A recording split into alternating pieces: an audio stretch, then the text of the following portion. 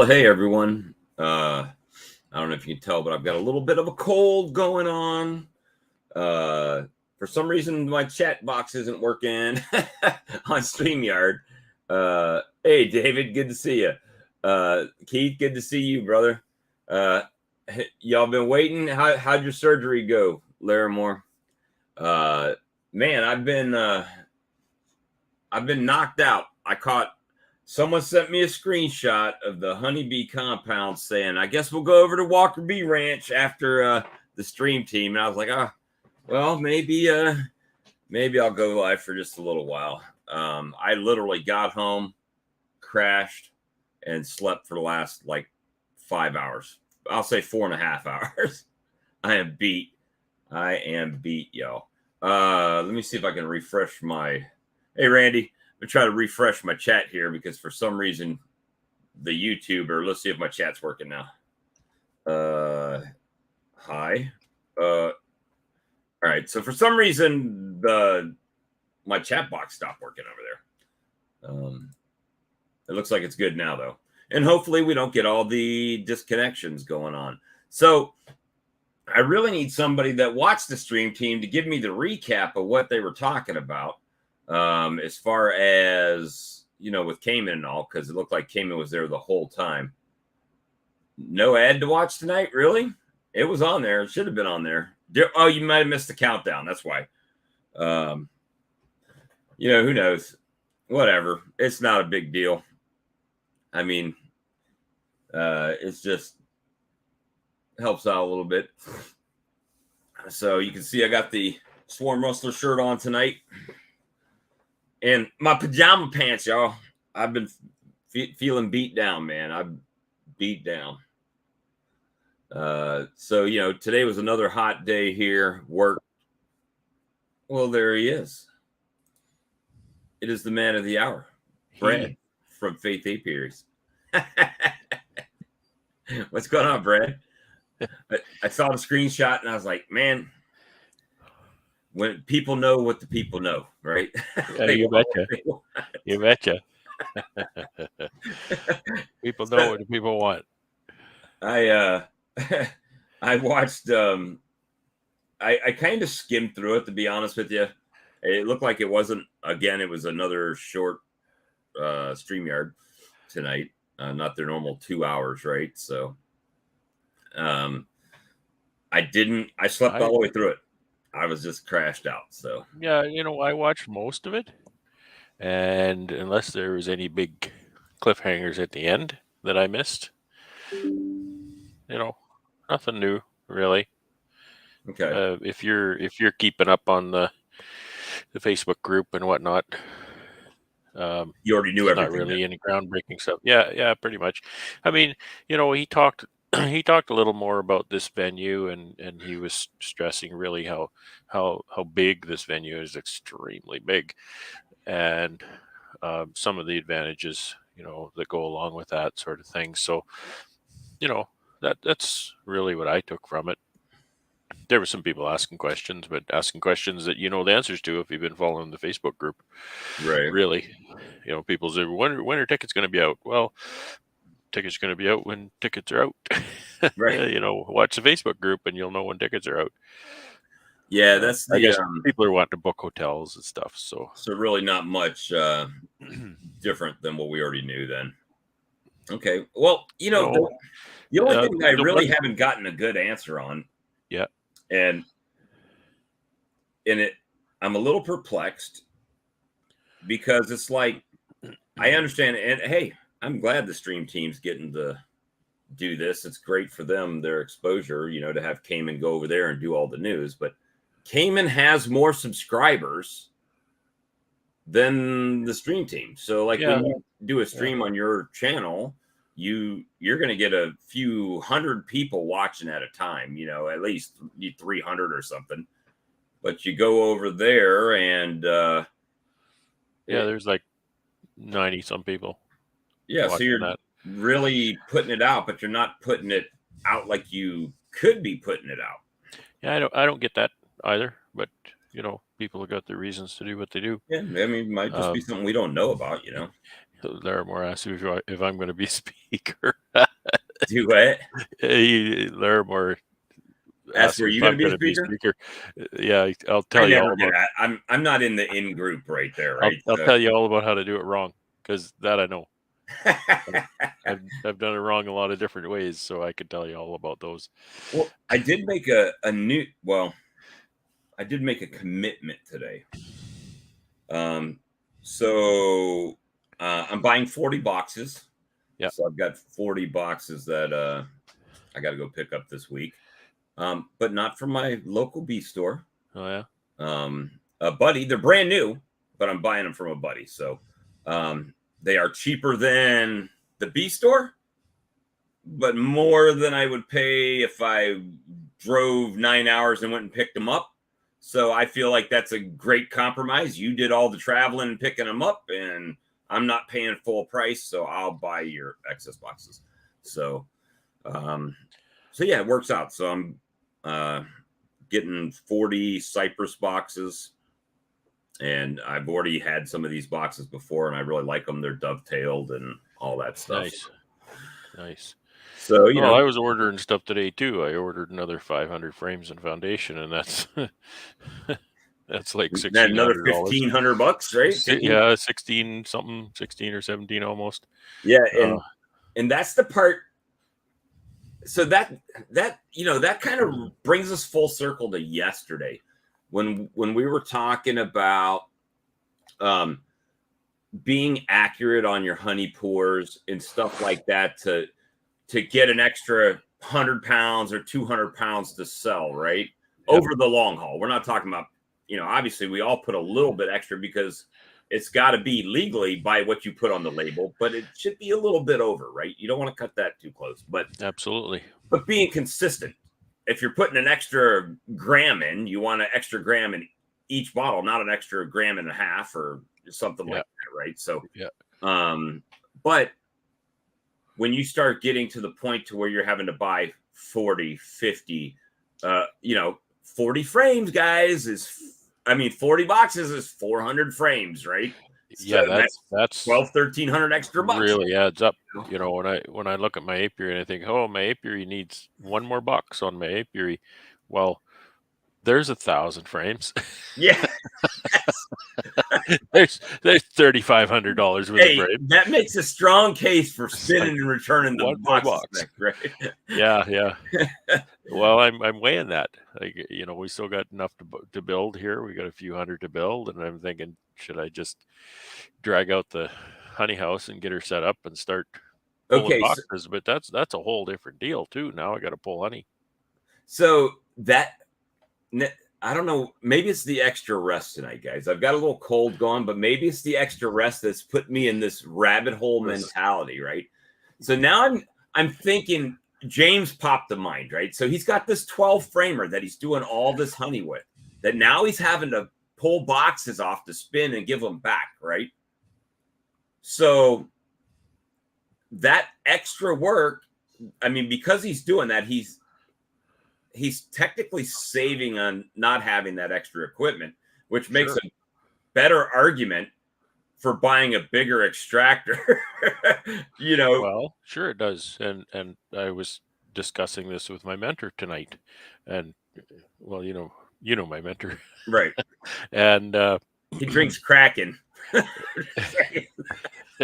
and Bailey's. And he was saying, he says, you pull that box, you spin it out, and you would be amazed how fast they'll jump on that and fill it, because it's all sticky, right? It's all ready to go. They have to clean it up. It's going to drip down in the colony. And, yeah. So, that's a good approach. It's just that I've always been that guy who doesn't have to do that in the middle of summer. I can wait until the end of summer to do my extracting, and I've always been very happy about that. But this honey flow right now seems to be really, really strong and certainly lasting a good long time, it seems to me. Good problem. So who knows? Well, yeah, really good problems. However, found another swarm in a tree today, so maybe not so good a problem if you're not ready for it. So I actually had to put my pickup truck and put the ladder, 6-foot ladder, in the back of the pickup truck and put the swarm receiving box on top of the ladder. And You're doing some Lee at Kodiak Farms moves. He had something like that. His truck there, and then he had like a 12-foot A-frame, and he's up on top with a Pollen bucket. No, if they're that high up, I just go, have a nice life. It's been nice knowing you, pal. Well, you know what I've done in the past is I've actually put a still baited a box and set a swarm trap out just in case they'll find it and come back. But and get food delivered. And I have some of the best swarm lure in the world here, but I just have not gone about putting up a swarm trap, which I need to do, because boy, I could use it. I caught one yesterday, and it was pretty easy because it was, the bottom of it was 2 feet up. Right. So it's tractor and skid, and put the box on the skid and shake the bees and then drop them in the apiary. That couldn't have been easier. This one was a little bit more, of course, I shook it, and it was on the swarm was on a branch, and it was really long, so it was hanging down like a thin sheet, and right. So there's no way I could shake that over a box. Plus, the branch they were on was a branch of a dead tree, so you can't even pull that down a bit. And so I knew exactly what was going to happen. I got it all set up, and I grabbed the end of this branch and I gave it a pull, and snap, and then bees everywhere, and on me and in the truck. Hey, Todd. Hey, Brad. Hey. How's it going? And I don't think I got the queen in the box at that point. So then that didn't really work out, and I had to reset the collection box. It was actually on the tailgate. The bees ended up on the tailgate and hanging down. So I took the box out off the ladder, out of the truck. Just to climb up, set the box. Well, you wouldn't have been able to do it. Yeah, you could have. You could have went up there, tied a string to the tree, put your box in the back of the pickup truck, and then just broke the branch off. Absolutely. Just make them fall in the pickup truck. Right. So anyway, I put the box under the end of the tailgate. Where'd Todd go? Just took off. And then kind of scooped them down into the box. I just went out just now, and they're all happy in the box. So I put the lid on, and I'll pick them up in the morning. There he comes back. Hey, God. little buttons mistake there. I thought maybe it was in the middle of my story and you got mad and you left. No. He caught a swarm. It's like my daily swarm catch is what this was. Well, so I mean, the thing is, with obviously we had this conversation later on in the chat yesterday. We had the conversation about look here, man. It's the call of the popcorn. Did someone open Popcorn Charlie? Hey. It's Popcorn Charlie. What's up? Todd, you're sideways, Todd. He didn't have his V8. Is it sideways? Because it's straight up. No, now you're fine. You're okay now, Todd. I've had the worst luck with internet in the last. You were drinking.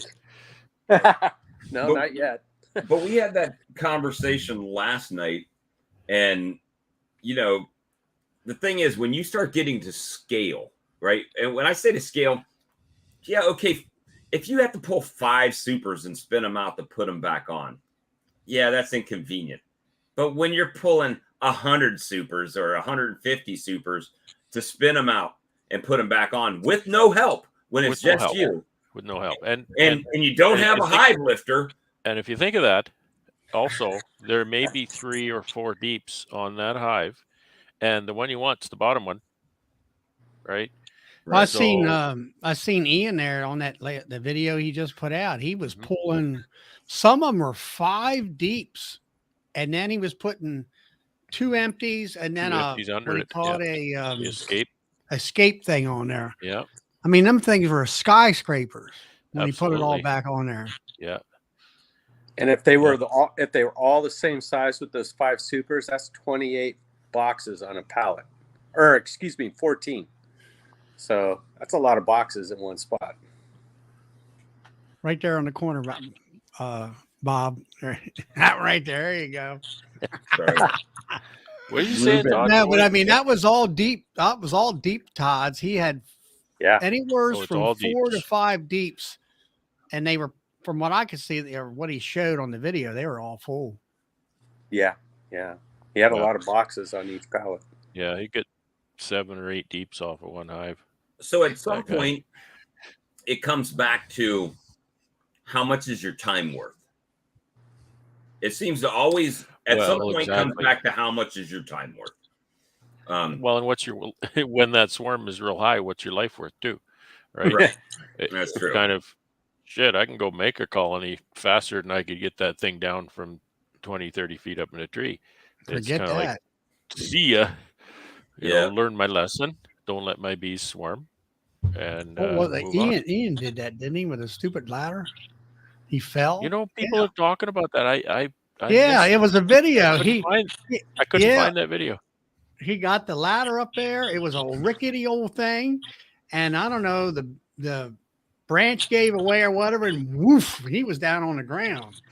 Gosh. Not too long ago, I know of a guy that put his ladder legs on a side of a pickup and leaned it against a pillar. I was waiting for the I don't same know what y'all result. are talking about. Who would do such a stupid, ignorant Crazy thing? person, that's who. I guess that I was mean, me. I had a 6-foot step ladder in the bed of my pickup truck, but it Well, wasn't sitting on the side or anything. It was pretty stable. I had well, I guess it was a 6-foot A-frame ladder in the bed of the pickup truck. But That's what Brad was doing today. and that was rickety, and my right leg was in bad shape at that time, where it was my sciatica was really acting up something terrible. Well, And I don't know whether I actually got, I don't remember now whether I got the darn swarm after all, you know. so we were, before you jumped in, Charlie. Oh, you just wanted to swap spots with Charlie. That's what it was. I don't know what to do about this place. But we were It's talking about, Rod's on the left. He's on the left coast. So he's got to be on the left. we were talking about equipment, and Brad said he bought some more frames today, and I bought some boxes. So it's okay. If you buy 40 boxes, well, then you got to buy 400 frames, right? So you're scaling up. But the alternative is, during the honey flow, is if you don't buy all that equipment, well, then you have to pull and do the work to spin it out and give it back to them, right? So there's that balance of, well, is it worth buying all of those boxes? Now, we know Brad will use those going down the line. So it's a future investment. That's not a thing. But if you're just doing it in the backyard, is it worth buying 40 extra boxes and 400 more frames just to add one box on and spin it? So It is. I mean, that's how I did it. It is to me. I mean, now somebody like Ian, where he's got 1,500 hives. Now he's got a system. He's he's pulling 500 boxes off at a time. He's doing 500 hives, and there's a rotation. And in his situation with his machinery, that's efficient. Well, he also has people to run his machinery. Well, he's got the high school kids there and stuff like that. Yeah. And his family that's done it before, and Carrie. Yeah, well, he's got times. Carrie. Yeah, Carrie's the foreman, like in the honey house and stuff like that. But so I mean, he's got all of the stuff in place to do things like that. But he's up to that scale or industrial scale. But still, I think if he had his rathers, he would probably rather just stack them to the moon and pull them once and be done with it. And I don't know. I don't think you could. I don't think you could possibly do that with his. No, he'd be looking at what, 4,000 boxes probably. 1,500 hives. Particularly because he's working with canola honey, so he's got to get in there and get it off, right? So I don't think he could leave it there. Like again, my honey, I'll leave there till Labor Day, almost. Yeah, because he made that statement on 2 videos back, I believe it was. that he picked up a frame and it had, I'll say 3 inches of capped on the top of a deep. And he said, to him, that was capped. Yep. He tested it. It was 16 and a half or something like that percent. Yeah. And it's like, okay, that's it. We're done. We don't need to do any more. We need to bring it in the honey house and spin it out, because I don't have any experience, but I know probably Brad does. They tell me that stuff will crystallize if you look at it. That's how, in the frame, you'll never get it out. Oh yeah. Yeah. So it if starts they to crystallize slow in the like honey that, house. if they start slow with the rainbow cappings at the top, by the time they've capped it all, it's already starting to crystallize from the top down type of deal. Yeah. Well, yeah, perhaps, and yeah, that's exactly it. In crystallizing the comb, you're done. Well, he had You that can't video do anything with it. last season, and he had in that cow, and I think it's an alder in the bottom of that where the slurry is. It's pushes it over to the pump to push it up in through that heater system, and he left it overnight, and it was like almost like cement in there. He had to, chisel it out or get that thing to break loose in order for the auger to work. That's how bad that stuff gets.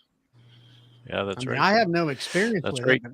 Yep, there he is. So by the time you pop it in the jar, it's pretty much crystallized. Well, and the nice thing is that canola actually will naturally make a really nice creamed honey just all by itself. You can just, strain it nice, put it in a jar, and just let it sit there, and it'll turn into a really nice, firm set creamed honey. It's beautiful. That's but so yeah, I don't think he could do that. So he builds that in, and his honey house is permanent, kind of permanent setup more than mine. Mine's not permanent setup. I use that building for all kinds of stuff. So it takes me quite a bit of time to set that up. And then if I'm set up for extracting, then that building isn't useful for a lot of other stuff. For example, I just put another load of bees in there with the air conditioner running to cool them down for the night. So if I'm extracting in there, I've actually got it set up at 30°C. It's cooking in there. So I can't do that. I shouldn't have to do that really again or much. Yeah. Your bees are divas, man. When it's too hot outside, you move them into the AC. When it's too cold inside, you put the heater on them. What in the hell? Well, they overheat pretty easy when you lock them in, like when you close the door, right? Right. Because I went out and made 20 more mating nukes today. Carrie's graft is in the incubator, and it's coming out tomorrow, so I needed some. So that means you got 6 more to make. Didn't you say you had like 26 you had to make, or did you get all that? There was 20. I think there was 26. I used 3. I took down the cell builder and made 3 nukes out of that. So I used 3 there. And then I had 2 mating nukes already in the yard that were available. So I used those. And I think that leaves, 21? Something like that. And I think I made another mating nuke queenless because I took a mated queen to fix that queenless hive that I killed the queen yesterday. So there was the other one. So I made 20 more today. You're good to go. So I went over to the out yard here, and so these are now 3 boxes, most of them, and they have queen excluder. And I just did that on Monday. So there's still quite a bit of brood up in this box. So that was perfect. I just went over the out yard, popped, basically an empty honey super pretty much off of there, and pulled a few frames of brood into my pro. I had to use pro nukes because I'm out of boxes. And than just a few shakes of bees, and that's how I made my mating nukes today. And I was finding nice sheets of sealed brood, so I shouldn't have much problem with rogue cells when I check them. Now, Brad, how can you be out of boxes? You had 150 some hives. He had to call all the comb and everything out of them. Yeah, but When I say I'm out of boxes, I'm my little wooden mating nukes. I don't have, you know, I only have maybe 60 of those. Okay. So, yeah, I mean that speaks to how many queens I got going. I probably got, I don't know, maybe almost 100 queens this year. And I'm starting to put mating nukes in the polys again. It makes me sick to put them in the polys, but I don't have enough boxes now. What's the temperature like up there? Is it getting warm? Well, I mean, by some standards, it's not. Today, actually, my weather station here says that today's high temperature was 30 C. Oh, I'm back every minute or so. Today's high temperature was 30 C. I don't know what that is in F, but and it was the sun. I don't know if we're under the same sun as you guys, but just like a furnace, absolute furnace. The reason I'm asking is because I know where I'm at. It's too hot to put bees in pro nukes after middle of May. I got bees and pro nukes outside right now. Never made it out. I do worry about them a little bit when it starts to get 30 or up to 30 ish. Yeah. Sometimes I'll set a wooden lid on top of the pro nuke just to shade it a bit, so that plastic lid doesn't radiate into the box. That's 86 degrees Fahrenheit. Okay, 86. That's not too bad. Yeah, we had and when it's that hot here, like we don't get a nice cloudy day at 86 Fahrenheit, right? If it's 86 Fahrenheit, it is full on blaring sun. Just I thought my what about humidity? Yeah. How about humidity? You get any humidity? It was actually really humid today. I don't know what it was running today. Right now, we're looking at 85%. So it was actually a pretty humid day. We had a huge storm go just south of us, and there was tornado warnings in that storm. We actually get a lot of tornadoes here in the summer, so we were just kind of biting our nails there for a few minutes, watching this big storm go by. We got quite a bit of wind, but next 3 days it's going to be in the 90s here. Fahrenheit and high humidity. And that was the first. Today was a balmy 97 tomorrow. Yeah, we're not. We and then next week it's supposed to be like 85 with low humidity. So has anybody put prime out swarm weather here? Go ahead, Bob. Has anyone put out well, I know for you, Brad, it's not time for it. And Todd, have you put out any dry pollen sub? Just like dry pollen feeder? Have you tried that? I have some out there year round. So they can just get it whenever they want. Yeah, but they're not touching it right now. I'm just wondering because I've seen some people down here that have already started filling their pollen tubes or whatever, and I haven't done mine yet. So it's just I've been too busy, man. I don't know what. Why is it when they send the supervisor, I could go a week and have like 3 people call in for pest control, right? And nothing's happening. So they send the supervisor down, and out of nowhere, you get 100 damn calls in, and you're working from the time you get up to the time you go to bed. And it's like, I don't get it. Then it makes it look like you just weren't doing anything when you didn't have anything to do, So it's like crazy, but it's been really busy the last couple of days for me at work, and which is good because it's equating to higher paychecks, which allows me to spend more money on bees, I guess. More boxes, more frames. Yeah, as far as here, I quit putting out pollen powder because I found that the hives got pollen bound. Do you get a real dearth though? I mean, when I mean a dearth, I mean where there's nothing. Right, like Todd, it seems like your climate is kind of like mine, to where it'll be good, until it's not, and then it's Yeah. just nothing. Everything burns out and turns brown. We're still getting some pollen, and we're pretty much pollen rich around here, but nectar sources are slow. But August is here. I'm starting to see the adult lanternfly starting to fly around here the last couple days. That's going to be starting depositing their honeydew on the trees, and nectar sources will start to come back in. And then we'll, Jeremy said he's done another 200 pounds of honey. That's good. Comment.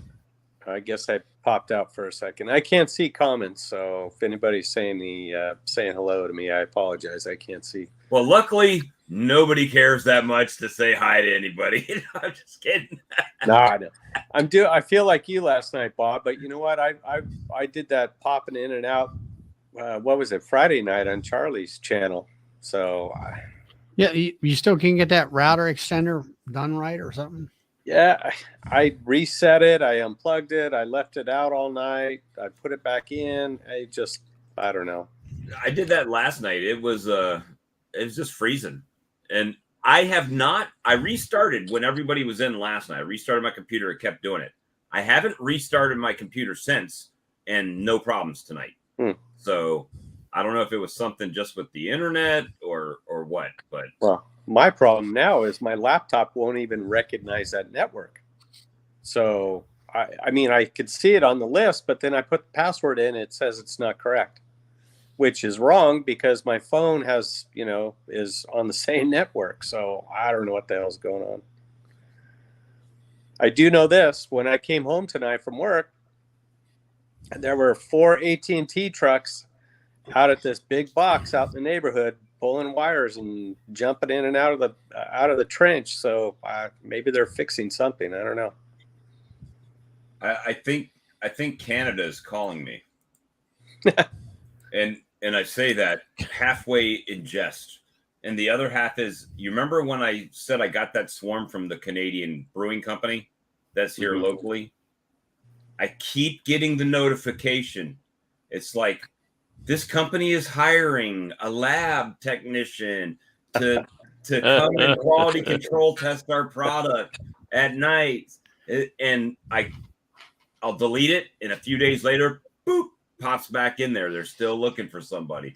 It's like, we want you to work overnight in our lab and make tons of money and get a discount on your alcohol. I don't know. But I don't know. Todd, Yes. Going back to your network, I kind of fought with networks for a long time and fought with them. It was my job for 20 years. Alex. Yes. And go back to at home, kind of fought with networks. The best thing I ever did at home for my network was to buy and use the Google Mesh network at home. And it kind of, to just kind of give you a description, what it does, if you know how you use your cellular telephone, and cellular is the key, where you drive around in your car and it goes from one cell to the next as you go, it chooses the best signal. That's kind of what it does, because you put these little pods all over your house. And hey, Bob's got it right there. So you put that little pod different places in your house, and the wireless devices will connect with the best one at any time. I've got them in my outbuildings. I got them at my wood shop, my honey house. You can even hardwire it into your laptop with a network cable on the bottom. And yeah, there's one hardware port on it. And that's Google Mesh.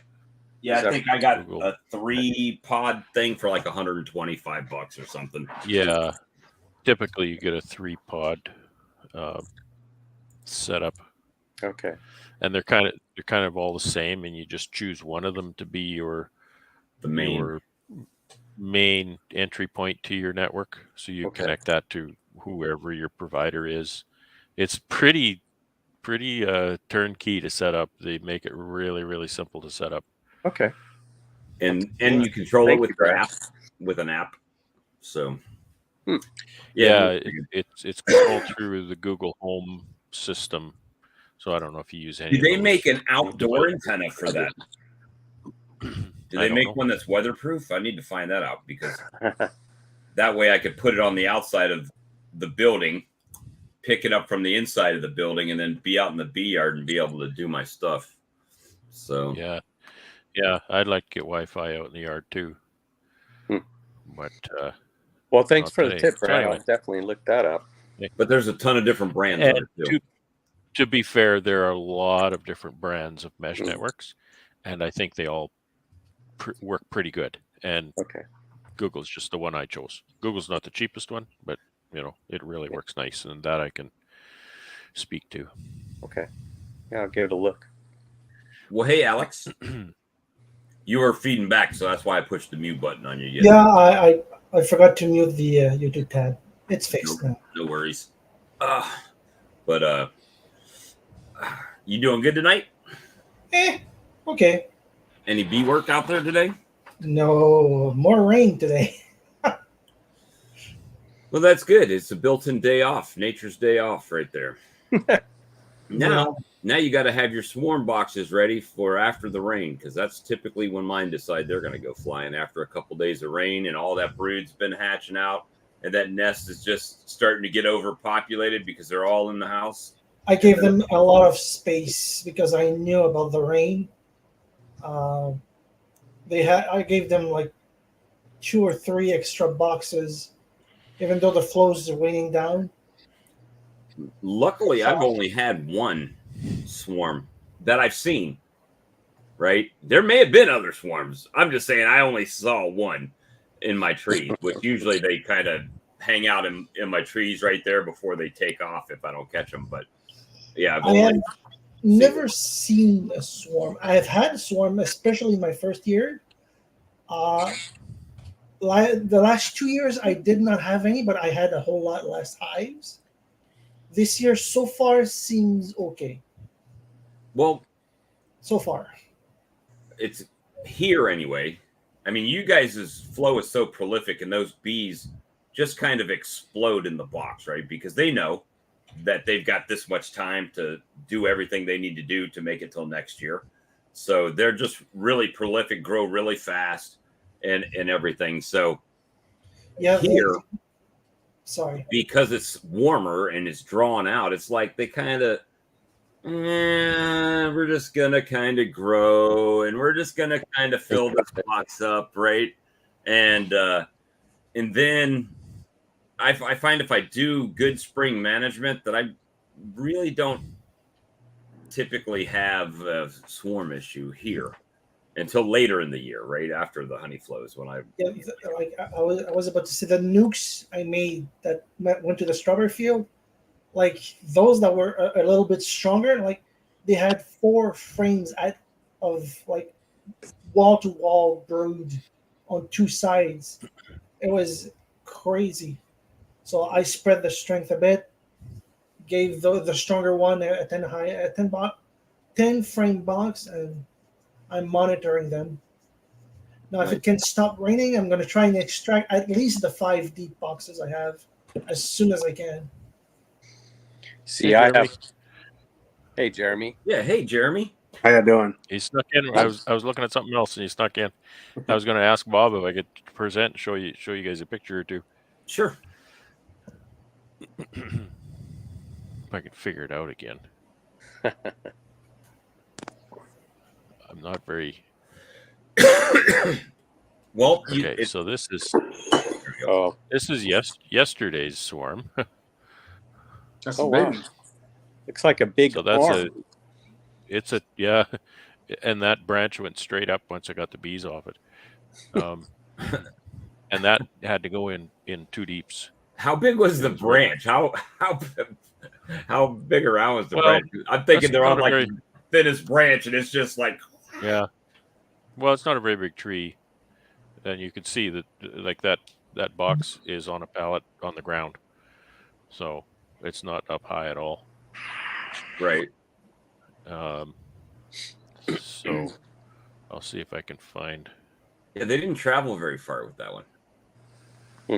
No, you know what? That's exactly the same place as the swarm that I caught last year in my just outside my apiary.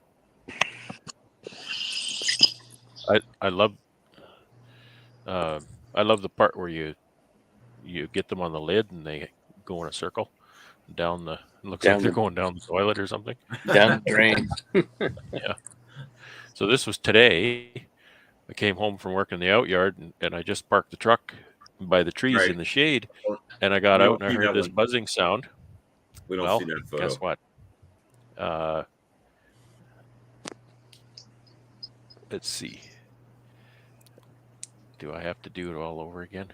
You do, sir. Unless you're sharing the whole screen, then. Okay. So there you go. See that one? Oh, yeah. That's a big swarm. Well, it looks bigger than it was. It's pretty big, but it's very thin. You know, it's just on that branch. And of course, the branch that they're on is a dead tree. So, yeah, you're not going to get the pickup that reminds me of someone. And the ladder. Lee did that. And grab the dead tree limb, and it snaps off, and bees go everywhere. And the queen did not go in the box. I had mine. So there's me and bees everywhere in the back of the truck. So the queen ended up on the tailgate here, and so I shoved the box under the tailgate and scooped them in, and they ended up marching into the box. Nice. And again, 2 deeps. Did you give them all fresh foundation to draw out for you since they swarmed? It's all foundation. Oh, I shouldn't have shut that off. I got in my truck and I put it in reverse, and all I could see on the camera was bees walking around on the camera. So anyway, that's my swarm capture. Jeremy, I just messaged you here a little bit ago. Yes, sir. I responded. That sounds good to me. All right. All right. Now, you can't do that on a live stream, guys. If you're going to say, hey, I messaged you, I just answered you back. Now we don't know, and we're all sitting here saying, well, what's the message about? I want him to be my guest. Huh? I want him to be my guest. He comes on, and to be honest, what it is he was on here. I don't know when it was your channel or mine, and Brad was on here. I don't know what it was in the green room or on the main thing, but he was explaining how he manages his apiary. And that's been something that I've been asking other people to explain, and I never.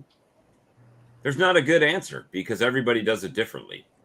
Yeah, but he was talking about certain techniques. It's like, okay, you find a land worker. Well, yeah, I know that. Just shake the sucker out on the ground and be done and keep on trucking, and those types of things. And then you have, if you see eggs, all right, you don't need to go any farther, or 3 stages of larvae, that type of technique type stuff, which I've mastered all that. But it's, but the question is, what is the question, Charlie? If you've mastered the brood chamber management part of it. Well, see, I haven't mastered that, and that's what I can't quite figure out. And of course, it's also depending where you live at, because that's what I've come up with, like listening to James and Brad.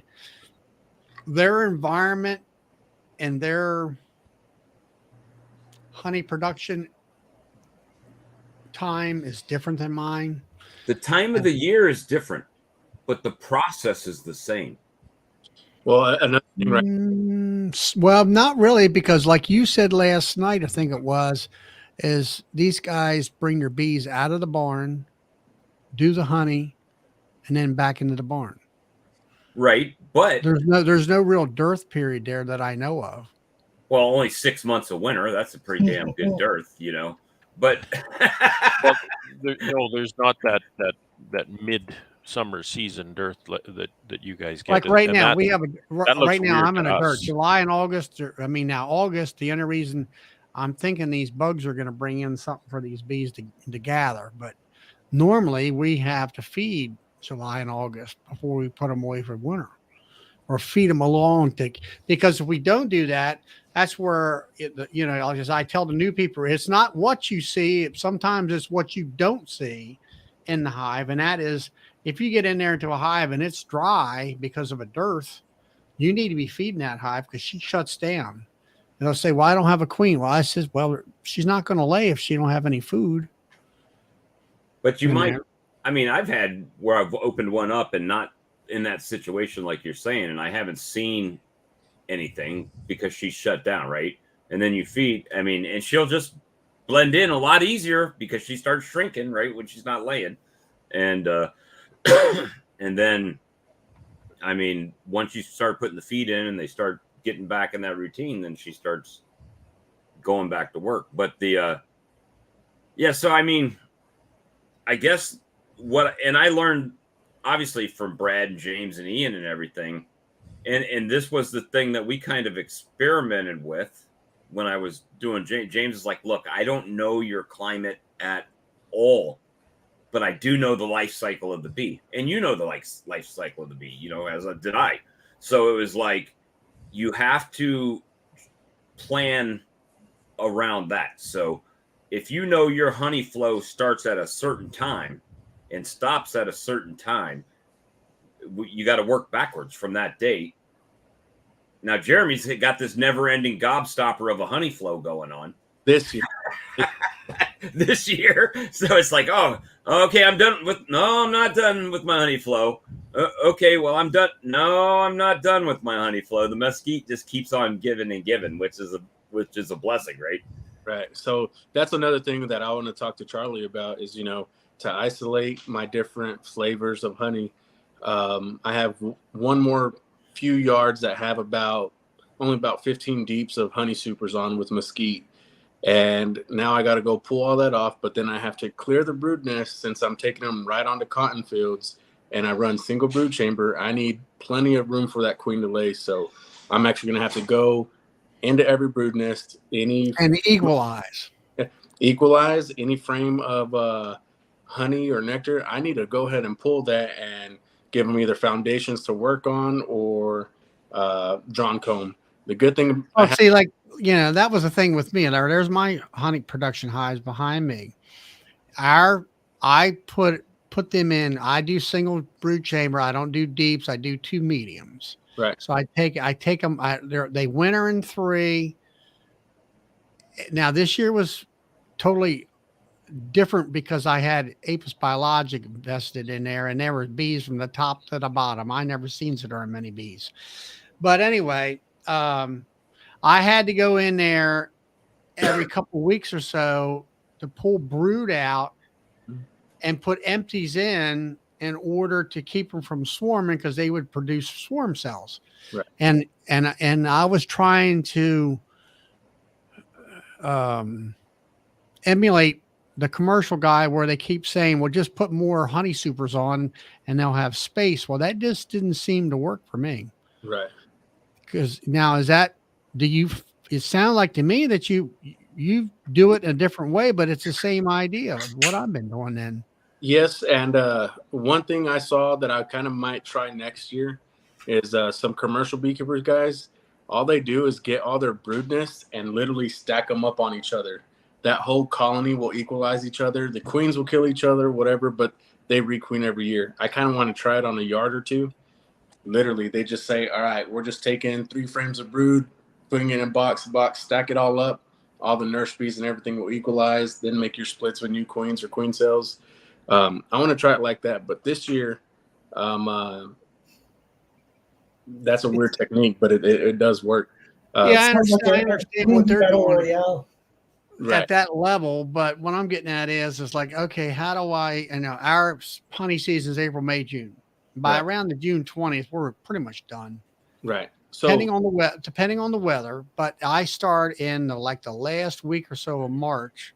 It's chilly, but not bad. And that's where I go in there, pull that 3rd box off, put the honey supers, put the queen excluders, the honey supers on and all that, and actually inspect the brood in there. Now, because of the amount of bees I had this year, knowing what Apis biologic does for you, I'm going to have to revamp that procedure to where if there's bees from top to bottom and there's brood from top to bottom in them boxes, those 3 boxes, I'm going to take the top box off, smoke the bees down, shake them off in that top box, queen excluder, a couple honey supers, and put that brood box that was on top upstairs. And then the bees will be drawn up into those honey supers. And then when I need to inspect the 2 bottom boxes, now I can move honey supers full of bees instead of shaking bees around and upsetting them and getting them all stirred up into the air and stuff like that.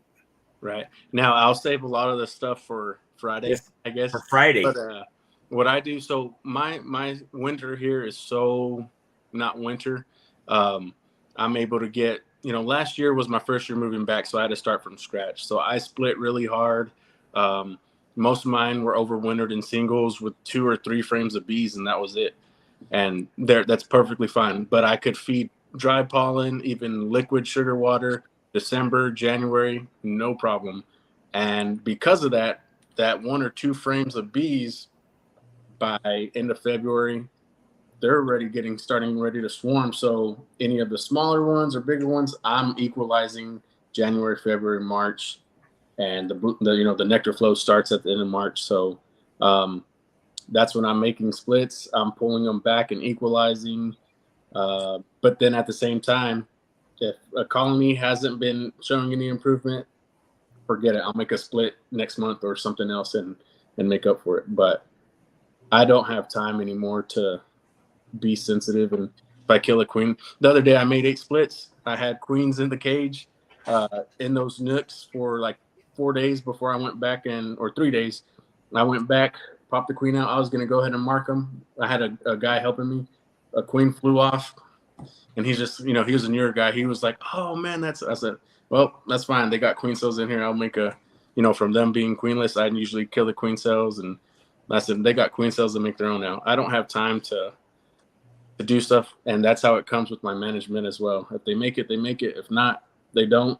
Survival of the fittest out here, kind of. But managing the brood chambers is totally different, way different than what. Yeah, the only thing I can say for me in my area is that our swarm season is April, May, and June, which coincides with our honey. Which now, is why like you don't get swarmed, though. right now it's hot. It's nectar sources limited. I haven't looked in them hives for 2 or 3 weeks because I checked a few of them and they're just kind of maintaining. They're slowing down. It's after the 21st of June. She's starting to go the other way as far as laying eggs and stuff per se. Right. Now, come September, right, that's when the goldenrod hits and pollen starts coming in and there's some minimal nectar sources and stuff. And then in August, we have the spotted lanternfly and I've started to see the adults. So I'm thinking that depending on how much of infestation, that's going to give them something to do about bringing in nectar, and they'll pack the top box full of honey. Right. And then after Labor Day weekend, that's when I start feeding. See, I don't get a true fall nectar flow. This cotton is nectar flow, but the good thing about cotton is it's more of a slow trickle flow. It's already blooming. I think there's 3 parts where bees get nectar from on a cotton plant, and I'm able to benefit from now. Even small splits, they'll still be producing nectar to the middle of September. And it's more of a slow, gradual, where I could just add deeps to them of foundation. They got plenty of time to draw it out, fill it up. No, you don't have any problem with queen rearing making a walkaway type of split this time of year? I don't believe in walkaways. You don't? I don't. It's so much easier. It's a gamble. To either graft or to go ahead and buy a mated queen. Like I said, I buy my mated queens for $25, which is cheap. And grafting is even easier. And I'd rather wait 3 weeks to see if they're mated or whatever, a month, instead of the thing about a walkaway, that's a month and a half before the first brood cycle is coming out. I don't have time for that. And I'd rather make a good 1 frame split with a queen cell than you're going to have to make a strong, walkaway split. Then they're going to start dwindling in numbers, then finally start producing. With that 1 colony, I could make four splits easily. I'd rather do that than pay $100, and now you got four splits that are guaranteed, right? Brad, you're muted. Or a graft. Yeah, definitely. You're muted, Brad. Yeah, you're right. I was just agreeing, Jeremy. You know, that's a really good point. That's a huge resource. That's the one big cell builder for one cell, ultimately, right? So Right. that's why there's there's so many ways you can, because walkaway is a perfectly valid way to make a queen, and there's so many other ways to make queens. And this is what I try to tell the members of our association. But when you boil it right down, once you learn the grafting method, it's so easy, and it's so like if you want to make queens in any numbers, grafting. Right. Grafting is it, right? But it's not the only way.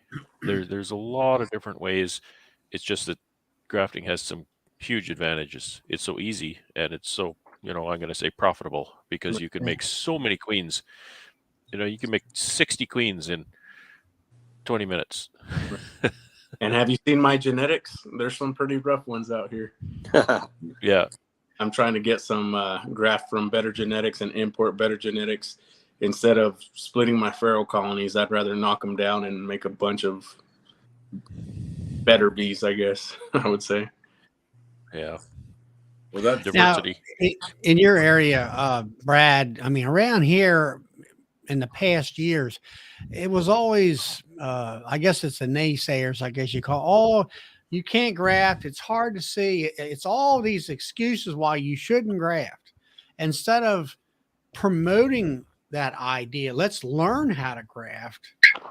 Did you find that in your area, or do you promote that in your clubs and stuff in your area? Yeah, that's a big problem for people, and there's two stumbling blocks that people find with that, and the first one I would say is very, very valid. Someone's got one hive or two, and you say, okay, just put together a cell builder, and this is how you do it. And they say, well, I don't have that kind of bees, right? And that's okay. But what they don't understand maybe is that you don't need a 10-frame cell builder with 20 pounds of bees in it. You can have a 5-frame nuke. Yeah, that's what I use. Is right? 5-frame. That kind of thing. So that's the first thing. And the second thing is I can't see it, and I just can't do this.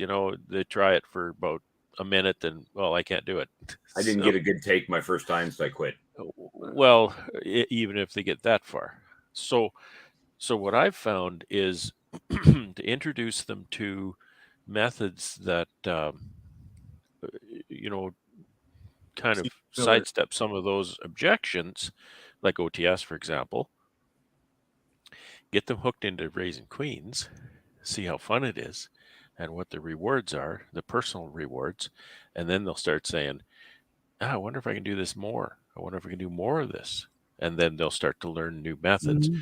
Maybe they'll pick up Genter. I know a lady in our association. She makes lots of queens. I don't know, maybe a dozen or a couple dozen. And she does Genter. She loves it. She doesn't like grafting. So that's fine. There's definitely downsides to Genter, and there's definitely downsides to grafting. But I think the key is get them making the queens in the first place, and then they'll learn the methods that they want to use to get the results that they want. Maybe they're a hobbyist and they want 2 queens. So, okay, a little tiny cell builder, or maybe OTS method or something like that. Just do anything like that, and it'll work just fine. Or a double screen bottom board. Pull that box up, let them make make some cells, cut them out, and make your splits that way. Yeah. Yeah. Well, that was like I seen this guy. He's only got 3 videos, and he was showing he went to Hive Life, and he watched Bob Binney's videos on how to make that cell builder, and he was shaking them. 6 to 75. Is that the guy that you're talking about? I think it was like 6 to 50 or something like that. He wants to crazy. sell. I was just watching that video today. I watched it yesterday. He's got 3. He's in Tennessee, young fellow with a beard. Yeah. My buddy just sent me that video. Yeah, Well, what I was getting at is, I guess I'm more of a visual learner, and I was there when Benny was explaining that in the auditorium, but that's a problem. It's so big of an auditorium, you can't get close to see what he's doing. But he showed it on that video where he put the inner cover down and shaking bees on that, the nurse bees, and they were walking in. I'm like, oh, okay, now I get it. And then what was nice about it was he pulls up the grafting frame and says, see how many bees are on all these frames, all these cells. I mean, there were just gobs of them on there. Now, the only thing he didn't explain in detail that I wanted to is, did he put a frame of brood in there and a frame of pollen next to his grafting frame? As far as that goes. And then he said something about he didn't put any brood in the bottom, and he put everything upstairs where the queen was at. So I don't know. I felt like, okay, now I know how to, get them nurse bees in there if I go through all my 20 nukes out here and pull open brood up above a queen excluder and then bring all them bees up, because I know my queens are downstairs, then I can harvest out of 20 different boxes and shake bees.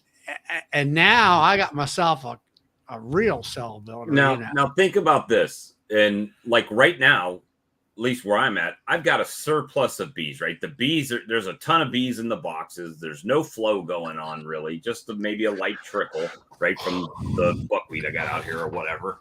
And if you could this time of year graft, I could really split all of my colonies, make those fall solstice splits, right? And then by springtime, I've got nukes already with brand new queens that are ready to be sold right when the spring starts, right? And you, I mean, it'd be a good way to use the resources, assuming you have the drones and can get the queens back mated, right? The drones are starting to diminish around here, but now all my nukes are all 23 queens. They're all new queens. I had sold the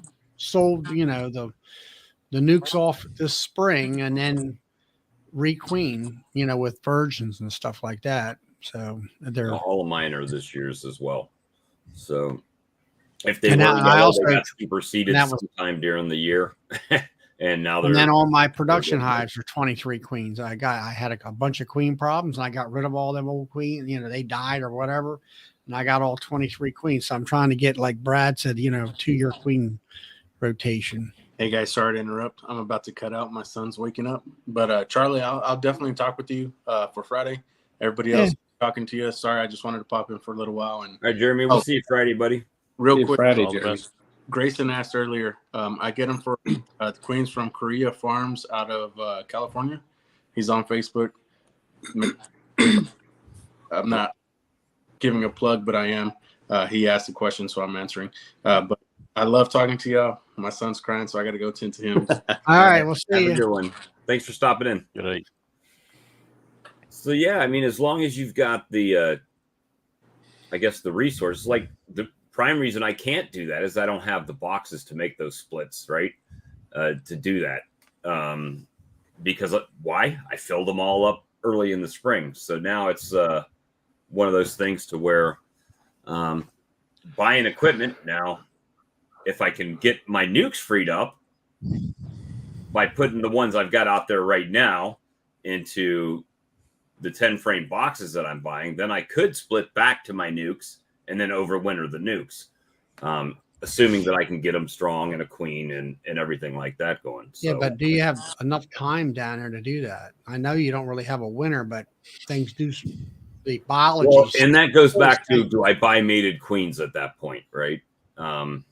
Obviously, if you put a mated queen in and you're giving that colony a jump, I mean, you still have to feed it and put pollen and stuff in there if they don't have it. But equipment is the main thing for me at this point. Bees, we got bees. We don't have the equipment to put them in. So I have a question for the experts. Oh, they're all in the chat. So since Stream Team's not here, I'll ask you guys. shit. I knew that would wake you up. I'm not going to get any good answers now. You're muted. Yeah. Oh, how come the screen went dark? I screwed up, and I need to fix my problem. I took six. What'd you do? Your lighthouse? You go find a guy in New Jersey. He'll help you. Oh, Sorry, what I missed that one. New Jersey? Yeah, the mafia. The mob. Oh, You got a problem. You the lighthouse light six of burn my- out. Yes. I think 8 of my little mating nukes. What I did was where they're setting on those pallets that you've probably seen in the video. Yeah. I took them off of that, and I took them into my building, leave them for 2 nights, and then bring them back, and I set them on my 3-way pallets. And then the next stage is just to transfer them into 6-frame boxes, and that's where they'll sit until next spring. Well, I think I got my timing mixed up. There was a lot going on last week and last weekend, and I think I didn't leave them in the building long enough. So what happened was when I moved them back out over, the weekend or whatever, they drifted really bad, and those 8 little nukes have almost no bees left. They've all got a queen. It looks like she's still laying. They've got a whack of sealed brood, which is possibly largely dead by now, and 400 bees or maybe 200-300 bees Easy. in there. That's an easy fix. So how do I restock the workers? Go ahead. Take one of your toolboxes out there, the Pro Nukes, and just take the top off, shake a ton of nurse bees in it, and just basically like a package, just go shake bees either into them or in front of them and let them walk right in. They can't fly.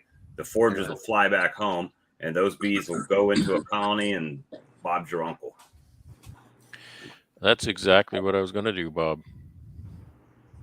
That's what when I was do. in my out yard. In my out yard today, I collected a box of bulk bees, just bees, and it's sitting in my building right now, just cooling off.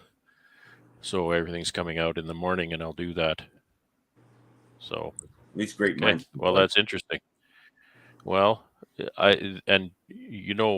what made me think to do that was a story that Randy Oliver told about doing that kind of thing, that they had queens and they had no bees, and so they set up all these queens in caged queens, I suppose, in these hives or nukes along the row in the yard. He called up his buddy and bought, I don't know how many pounds of bulk bees, like lots, hundreds of pounds of bulk bees. And they took all those bees and dumped them on the ground in front of the hives, and they're just like a big vacuum cleaner. They just went wherever they needed to go. Though they could smell those queens, and they were good.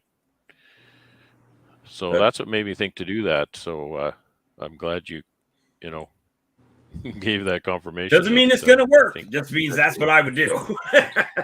Well, that's a good point. That's a good point. It might not work.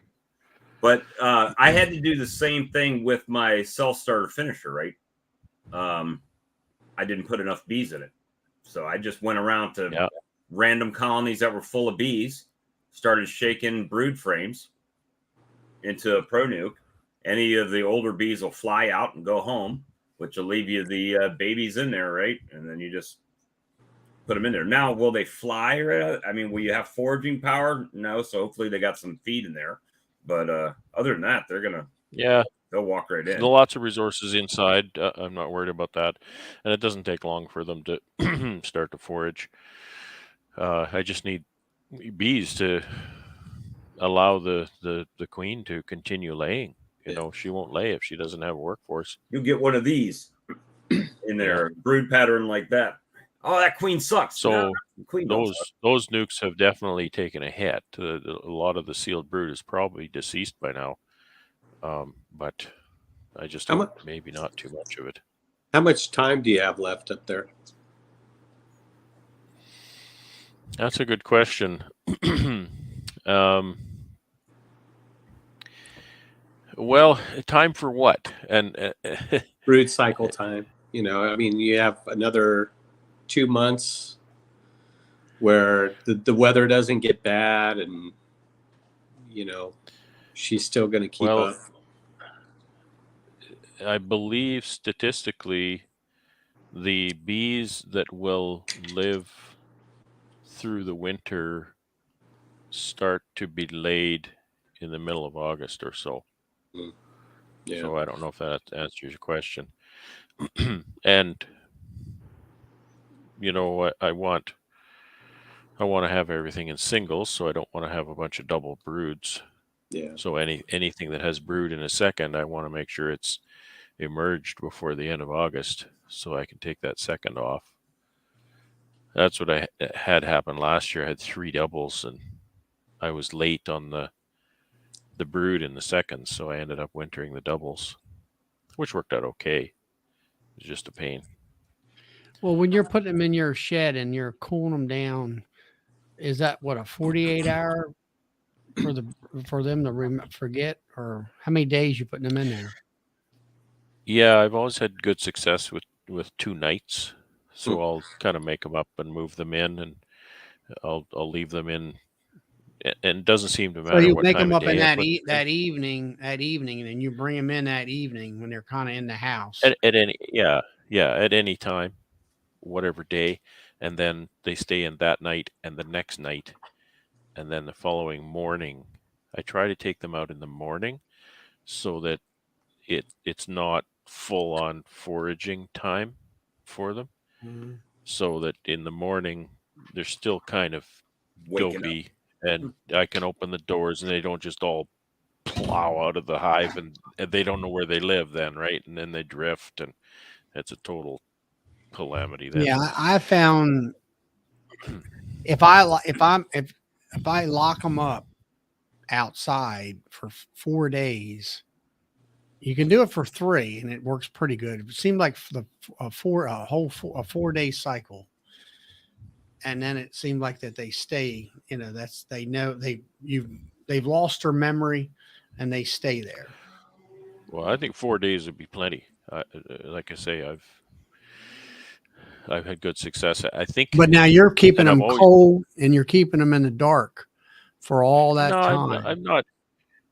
Well, they're just in the building, you know, and it's mostly dark, except if I go in there, and it's not that cold. My air conditioner only goes to 64 F, so it's not that cold. I just keep it as cold as I can, just so the bees don't overheat, because they can't get out. Yeah. You know, it's not like I'm taking them down to a wintering shed temperature. You know, the cold has nothing to do with them forgetting where they live.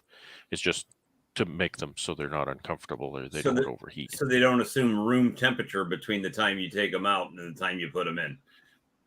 Right. That's a reality. So these bees I got from my out yard, I put them in there because I know very well if I went and got bees from my out yard, brought them over here, crashing along in the truck in the hot day, and set them down the apiary, open the door, they would all leave the hive, and they would all get out in the air and then realize, wait, I don't recognize this place. I have no idea where I live. And then they drift, and they just end up hanging on the end of something somewhere. So James and I had an interesting conversation, and it was about the battery, right? So I tried a battery, 3x6 with 2 10s over top, and we've talked about how the bees just weren't moving up. Well, they did. They finally got to that point to where they started moving up. And James had made the comment that he kind of uses those batteries also to control those queens populations where they only have 6 frames. She can only lay up so much in there. So you're really holding that queen back, because she can't go up top and just keep making brood and making brood and making brood. And I never had thought of it that way. I was just like, okay, well, here's a nuke. They're going to start growing. They're going to move up top, and then I need to put super. And I never thought about it that you're actually just stymieing that queen and keeping her laying only smaller amounts because that's all she can lay, and keeping that colony small, right? So that was a different perspective that I gained on that a few weeks ago. We just really hadn't talked about it since then, but that was just a different way of looking at the situation that I didn't think about it. That because you didn't give her more space or give her more to lay in, well, she can only lay up what she can lay up, right? And then it's capped, and then she's on vacation for a couple weeks, and yeah, and she'll blow that 6 frames right out of there with brood. So that's how they make honey, right? If I make a split in the spring, and especially if I make one of my famous 1-framers, and I get that into a 10-frame box, I'm not going to get hardly any honey, if any, out of that. But if I put it in a 6, I'll get a deep or 2 of honey off of that. That'll be nice, right? I've got one of those you call battery with the 3 6-frame nukes, and they've got, and I supered them up last week, and assuming the top supers are going to be full, they will have made a deep of honey for every 3 frames of bees. Isn't that amazing? A 10-frame deep of honey for every 3 frames of bees. 6 deeps. that's crazy. Yeah. There's six deeps of honey supers on those 3 little nukes right now. It's the craziest looking thing. What about that thing that you did, Bob, where you took 5/5 nuke and then you put 10 frame box and 10 frame box, but you kept it in the same configuration? Does it do better that way? I'm going to say yes. And the reason is because I didn't have extra comb, right? So immediately when I put them in there, they started moving out. They started drawing that comb out. So even this time of year, now it took me a little bit of open feed, to get that going on. But yeah, they're drawing it out. It seems like and I'm not trying to think too much like a bee, but gosh, I'll try to do it with these because these resemble it a little bit better. So 5/5 nuke or a 20/20 cigarette pack, whatever you want to call it, but a 5/5 nuke. So what I was doing is I was taking these, right? So, and I was making. Are those cigarette packs drawn or undrawn? Well, that's a relevant question. Mostly undrawn right now. So when they build out and they fill up these 2 nukes, what I was doing is I was making a 10-frame brood box, right? I was taking it apart. I would take the colonies apart, and I'd put the food and then pollen and then all of the brood in the middle, right? And shake all the bees in. And then I would put another 10-frame on top of it. And then it takes them a while to get oriented to what they were doing in the box, right? And now it's all screwed up for them. They're like, oh my God, what happened to us? And they're freaked out a little bit, and they got to get their bearings about them. And they're going to say, no, this isn't right. And they're going to start shifting stuff around how they want it. And it's a delay. And then they start moving up. And then they just kind of start moving at the bottom of the frames. And then, they kind of gradually go up. So when I did it this last time, I took those 2 and I put a 10-frame box on the bottom, put it right in the middle, just like it was, like they're already used to. And then I took another 10-frame and took the top box, and put it right in the middle. So now they're still in their 5/5, but they got 3 frames on one side and 2 frames on the other that are undrawn. And they just started working out from both sides at the same time to widen the thing out. So I don't know if it's going to end up being better, but it seems like they understood. Oh, well, everything's still the same in here, but now we got room to expand out. So we'll see how it works. I used to do kind of a very similar thing, Bob, and it wasn't working out for me, and so I kind of stopped doing that.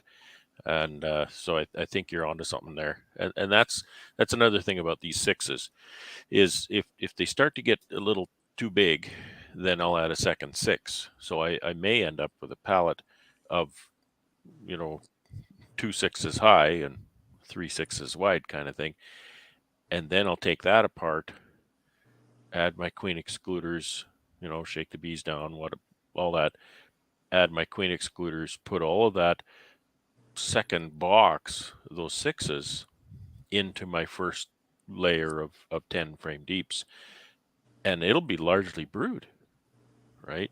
So same thing as the big colonies, and then it's I'm not changing what they're doing, and I'm not changing the bottom box at all. I'm not getting into the bottom box at all.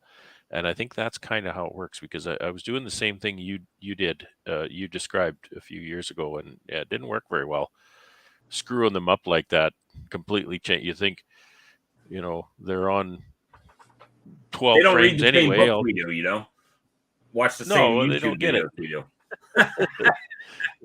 They're habitual. Yeah. So that was the first time I've really tried it like that, and so we'll see. The jury's out, but I just know from like the other nukes and stuff that I've gotten that I've moved. They like to move up, but if they've gone all the way, they can go right here. All they can do is start moving out. And then if you start, okay, there's food on the outside, and you start rotating those frames in, they'll start working those out too. But honestly, I put them like that, and I closed them up. I popped the top once to see if they were drawn home, and they were, and I put it right back together. I didn't mess with it. They've got plenty of space. They've got everything they need because they had that in the nuke. So they're good to go. Just make sure your queen's in there, right? That you don't get left in those extra bees that are down in the nuke there when you're putting the bees in. And I mean, right now it was different, because in the past, what I typically would have done, instead of going double deep, I would have put them all in a single brood chamber and then put a honey super on top, which for me is a medium, right? At this point. So then it's like they just, I don't know, they just don't come up as fast. I mean, you're already just kind of giving them what they got and giving them some extra room that way. So I'll try to do an update on that this weekend. Of course, I've been saying that for 3 weeks. I got a simple little question for you guys who run mediums, honey supers. So when it's time for you to start adding honey supers and you want to use a queen excluder, how do you get the bees to go through the queen excluder? I usually let them start moving up on their own, and then shake them back and put the excluder on it, then put the super back on. Is what I did this year. So you kind of do the same thing that I'm doing. You were going to say, Charlie? I just put the queen excluder on, and they just go on up. I mean, of course, you just add a new box above a queen excluder. It's not a problem. Yeah, I don't have any problem with here. it. Wow. And I've seen people that do it and spray 1-to-1 on their frames, on their foundation, and put it up there too. I've heard of that. Yeah, I've heard of that. I just always wonder, because to me that was one of the magical things about running all deeps is I could just pull a frame out of the brood chamber. That's a magnet. That'll draw them through a queen excluder in record time. Well, see, that was the thing with this year where I did the Demery thing, where I pulled the brood, and most of it was capped. And I know that James said, put empty up or open brood upstairs, but I shook everything off, put the queen excluder down, honey supers on, and I put another box up top and put that 2 or 3 frames of brood up there.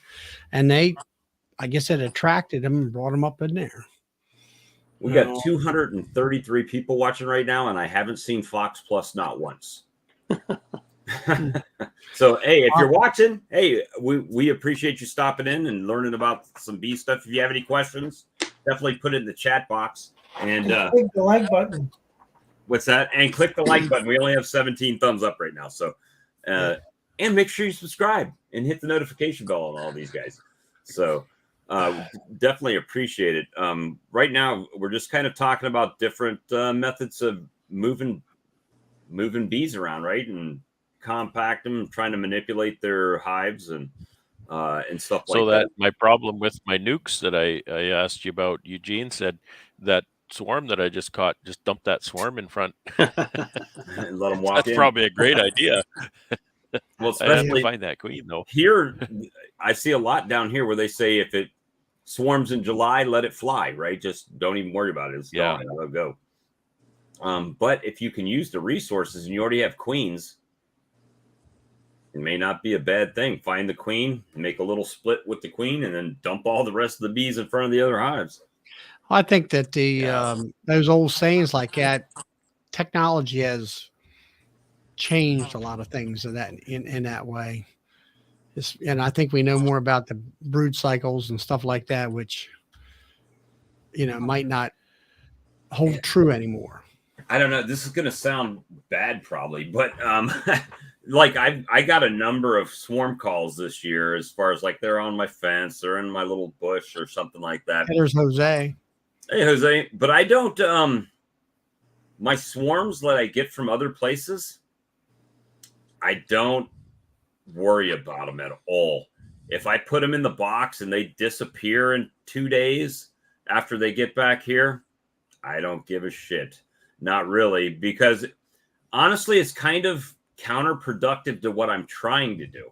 I do that more as a community service for people and get the bees out, right? Because I live near the woods. If the bees go in the woods, great, more bees around here. However, if I'm trying to graft queens to have a specific genetic, those bees have nothing to do with that, right? They're like not a part of my plan.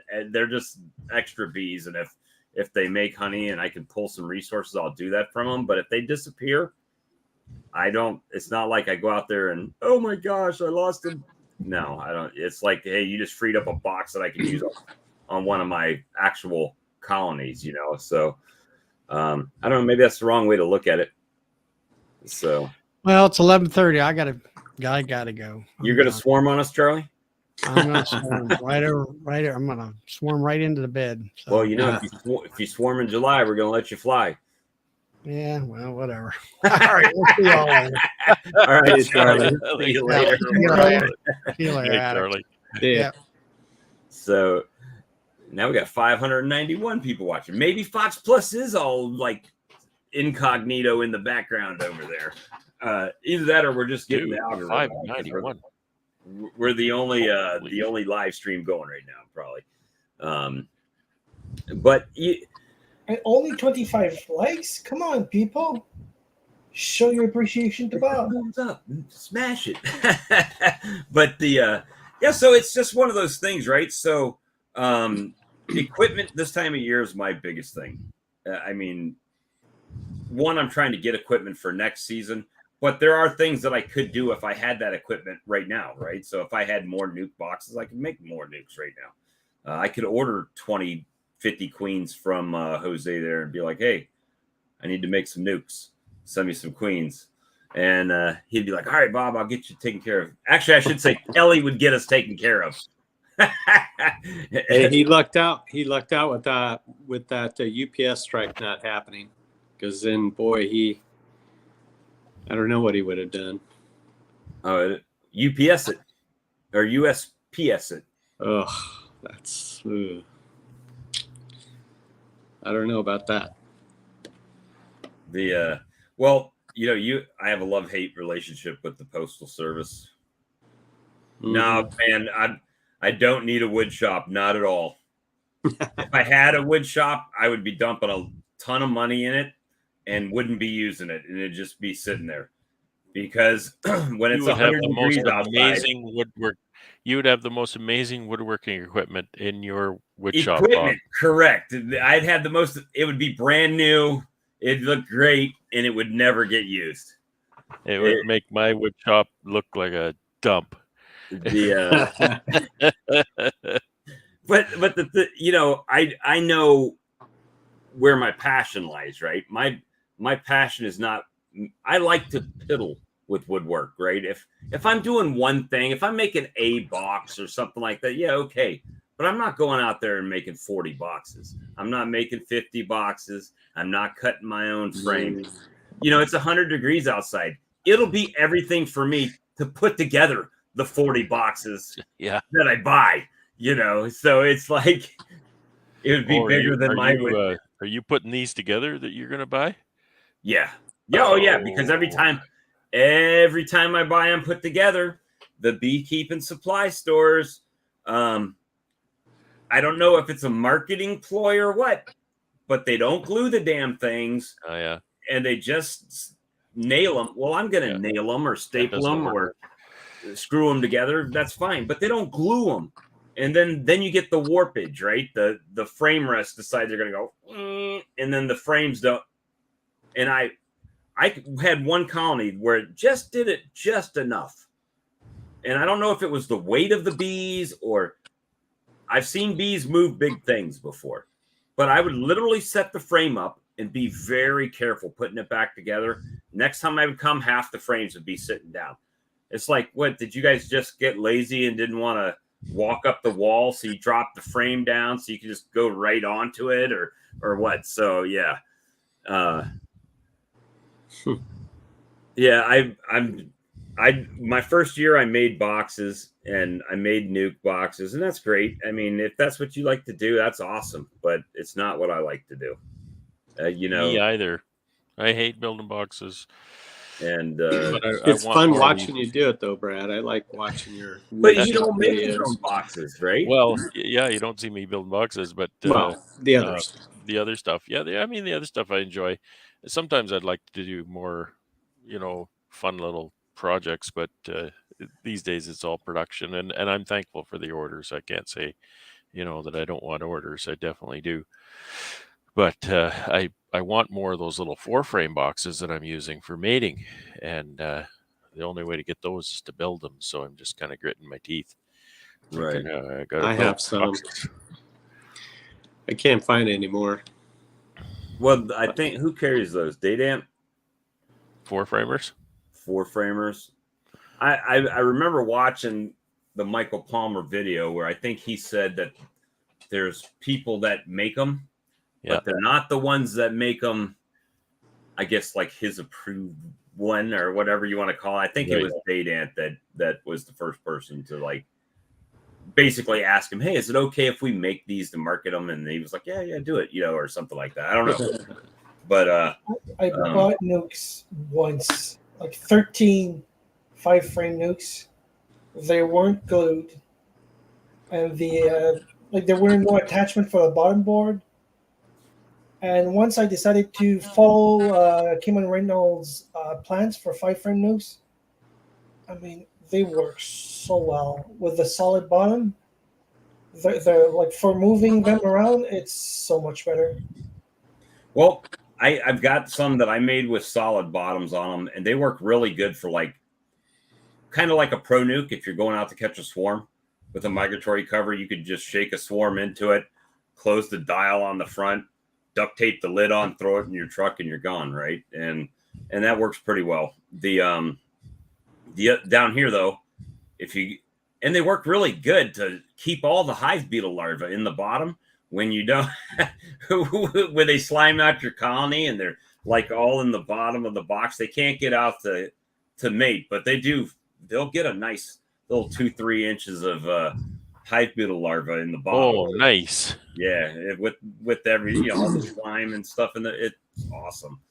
But I do use those. I have some of those out there right now that I've made. Well, the little 4s that I'm using now, it's not really apparent looking at them, but they have no bottom. It's actually just screen. The bottom is just screen. So you just vented the bottom. Yeah, 100%. And it's not even, fancy number 8 hardware cloth. It's just aluminum window screen on there. And that's so that I can, because I do move them around, I'll take them in my building to reorient them in my apiary, right? So that's why I do that, so that they have ventilation when I do that, because I put the little entrance disc so I can close the door, and then you close the door, things are going to get hot in there. Right. So that's why I made them screened on the bottom. I'm going to time my blackouts here and see what's going on. I'm watching the clock now. Is your phone getting hot? Maybe. No, but I only have 4% left on that. So the next blackout you see is Might be a that's permanent it. I'm one. gone. Might be a KO. That would be a KO, yes, sir. Yeah.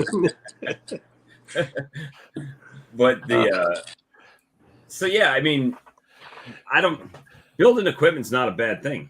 I mean, I've been trying to build my own equipment for years, and I can't do it because I got so many orders.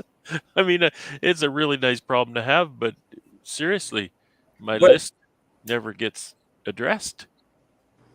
But Ian says it all the time, right? And he says, buy your equipment and build your bees. Yep. And I think that's more of a time management thing. It's not necessarily a money thing. I mean, it could be if you're buying pallets and pallets and pallets of boxes that you have to. Well, I think the real wisdom there is don't buy the bees. And I know there are times when it makes sense to buy bees, but when it comes to building your business and expanding and building your numbers and all that kind of stuff, build the bees. It's okay to buy equipment, but build the bees. And the reasoning there is bees die, right? And you spend a bunch of money on bees are going to die, and now you get a bunch of money outstanding and all that. And that's why, because the bees are not, they're not really, they're not going to last like the equipment. You buy the equipment, it's going to last you many years. That's kind of strange though, because selling nukes is so profitable. People it's like people don't build their bees. Well, sure, but everybody has to start somewhere, and there are reasonable circumstances where buying some bees is. I mean, you invoked Ian's name. He bought a lot of bees this year. I bought some bees this year. I didn't really plan to, but bees this year. But a couple of things came up, and guy says, "Hey, I got 5 nukes, or 10 nukes or something." Okay, bring them over. That kind of thing. But typically, and when it comes to, I had what I recall as a 75% loss this year, and so I didn't just go out and say I want to buy, well, that would have been like 100 colonies or something. I'm not going to just go out and buy 100 colonies. No, I have to buckle down and start grafting and start making nukes and start rebuilding the apiary. Buying a few nukes along the way, sure, there's nothing wrong with that, but it's not my core increase method, right? Because those nukes that I bought from this guy here, they're good bees. They got a couple of deeps of honey on them right now. They die in the winter. They've already paid for themselves and made me money, so that's not a problem. Yeah, I saved a lot of money by raising my queens. I started when I started over, I started with 4. I am at 34 right now. So I do build some equipment. The migratory covers and bottom boards are pretty easy to make. And it saves quite a bit of money to make those. But the boxes, I buy those. Sometimes disassembled. When I buy them late in the season, I'll just use winter to glue and screw them together. And once spring comes, I just wax them up, dip them all.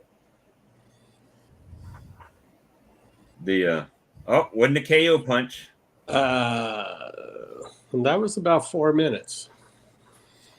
But I mean, I don't wax dip here, so it does. I guess the biggest headache for me is the whole thing, right? So you got to put them together. or even if you build them, if you make them yourself, you put them together, and wax dipping down here. Some people buy them that way. I don't know of anybody around here that has a wax dipping setup, but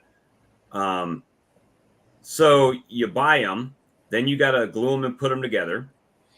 Then you got to prime and paint them. So, and that's just if you bought them, right? So are you building a deep box out of plywood, or are you building out of wood?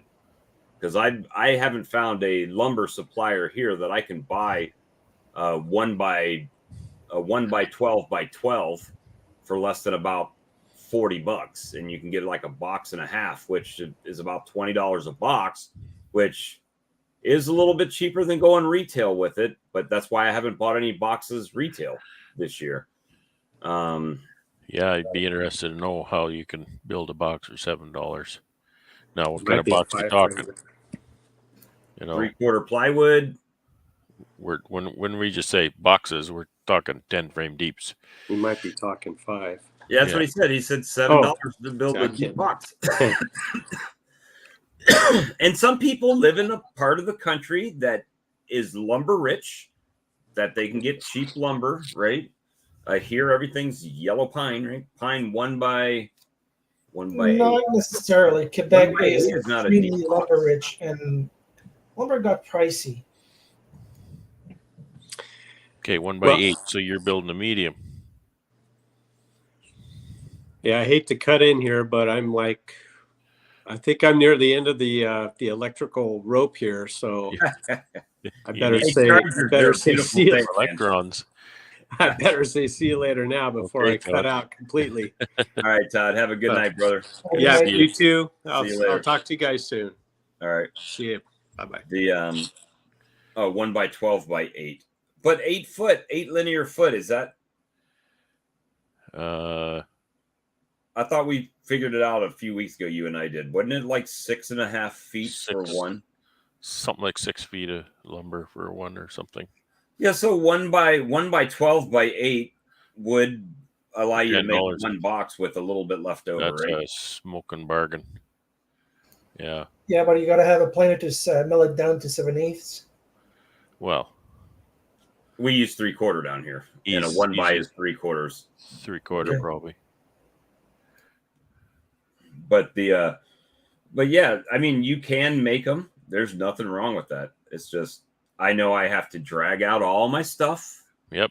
Outside, unsaw horses, and cut everything up in the blazing heat while I'm sweating on everything. Now, I do have a nice beer refrigerator that doubles as my my pollen sub store and everything else, but I mean, that's got my cold beer in it. So I mean, I could rip some out and rabbit the ends and not dovetail them and stuff like that. And I've got some Nuke boxes that I bought. They came like that. I mean, they were rabbited. They did, and those things held together perfect there. I mean, they do good, but well, if I'm going to build these little 4s, I think what I'm going to do is buy assembled but not dipped deeps, and then I'll buy 2 extra sides for every deep I buy. And then what I can do is I can just cut them down the middle and make a box jig to cut the box joint. Now, why wouldn't you? Well, I guess because you're making separate boxes, why wouldn't you just put a divider in between of them, a 3/4 or a 5 or 7/8 divider down the middle, and have 4 frames on each side of one box? Yeah, because that's not what I'm making. That's not what I'm doing, Bob. That's why I'm not going to do that. I've done that. I've used those, and I hated them, and I sold them all. You big guy. My cat being a cat. He's just fumbling around. Is that because the main thing that I've seen with that is that when you've got the 4 frames separate, if one side dies out, then you're able to do that independently of the other side, right? Yeah, there's 2 things I don't like, and when I did it, I made them 5 frames each side. It had a thin divider, but it was still tight. It was way too tight. I hated how tight those double 5s were. And also what you just said, when they're not independent. I can't, if I've got a queen in one side, I've got a nuke in one side, and I've got something else, and I can clean it out or whatever, and I want to dump the box out, or I want to move it somewhere else, or I've got a mated queen in one side, and I've got a virgin queen in the other side. I want to move the mated queen side into the building so I can reorient it to somewhere else in the apiary. I can't do that because it's a one box. And that's why I didn't like the minis, the quad minis. I've sold most of those now because they're just all hooked together. I couldn't individually manage them, and Right. that's what I wanted to do. Not everybody would want to do that, but that's what I want to do in my management. So those are the reasons. Once I started using these little 4s, they were really working for me. I really enjoy those little boxes. See, then you could get your 2 framers. I tried a lot of stuff, I'm going to tell you. So I would take a 10 frame, and then I found that I could put 2 5 frames on it over a queen excluder, but and let them build up in both sides. Or I could take 2 5 frames and put that excluder down and put the box on it. Now there is the overhang a little bit on each side, but the bee space, the bees could get up and down. Basically similar to the battery, right? Except you're using 3 6s. I could use 2 5s and make that work. Yeah. But and that's when I build my 4s. That's exactly why I build them that way. So they're exactly half of a 10 frame. So they fit perfectly if that's what you want to do, but that's not what I'm doing. Right. And maybe I need to do that, because the problem I have right now is I'm trying to check my mating nukes, and I'm trying to transfer them to 6s and whatnot. They're absolutely plugged with honey. They don't have enough space. So do I need to have some little 4-frame supers for those to give them space?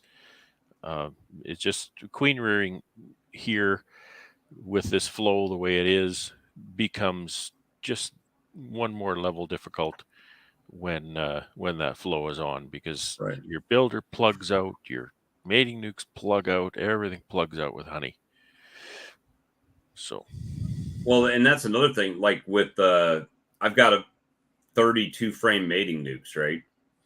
And people are like, oh, you can, this time of year, you could drop 1 frame of bees in there and an extra frame and let them go. Yep, you can. But when you got 30 of them, now you're basically demolishing 3 10 frame colonies, right? So you're gambling. You're taking, if you've got 12 colonies and you're trying to do 32 frame mating nukes, now you're taking 25% of your colonies. And you're like, let's roll the dice and see how this works. Let's see if we can get some queens back. And that is not a good model to me. You need a good zombie yard is what you need. Yeah. Feed those mating nukes. Yeah. So that's one reason why once I grafted and I figured out this is how many I need. Once those were done. I didn't fill them back up, I was thinking about that today when I was robbing brood from those production hives out in the out yard. I was thinking, this is the first time that I've used anything that wasn't a zombie for my mating nukes and my builder. It's the first time. Well, and when I built, my starter finisher was 6 frames when it started, so it wasn't like a huge amount of resources I was gathering out of other colonies, but I was gathering them at a time when they were trying to grow, and every frame you take out of there is still a little bit of a pullback on them. So, so it was, challenging, but hey, I liked it because it worked. And that colony is a very strong colony now, that starter finisher. And the only thing I can attribute that to is the fact that it was packed out with bees, and because it was a starter finisher. It had brood, cap brood. It had bunches of nurse bees, right? And then you give them a freshly mated queen, and now they have a population in there. And boom, it takes them a little bit to get that first round going, but they just exploded. So I just left cells in mine, so I hope that works out. I'm sure it will. Yeah. As long as you got drones. Well, the queens are mating around here, so I guess they got drones. I didn't, in my comb culling this year, I actually culled a lot of story frames this year. So I think probably most of my colonies don't have story frames right now. And that's probably cut down on my drone population dramatically. Right. But now you've cleaned those up and re-waxed them, and next season they'll be ready to go, right? Yeah. I'll be using them again next year. Still trying to get everything cleaned up, and that's largely why I'm short of frames, because I've got all these boxes set aside running through the melter. Right. Well, I've got I want to say I've got at least a case of deep frames out there that haven't, either just got opened and have a couple frames missing out of it, or it's a full box. So these 40 boxes that I'm going to get this week, I'll at least be able to have five full of frames.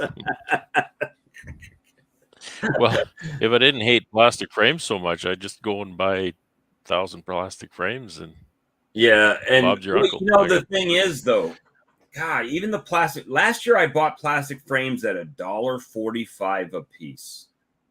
Heavy wax plastic frames, $1.45. This year, that same frame is $3.20. And wow. And so then it's getting to the point to where it's like, the reason I was buying those plastic frames was because it was cheaper than buying the wooden frames. Now the plastic frames have gotten to price to where, is it worth the plastic frame over the wooden frame based on price alone?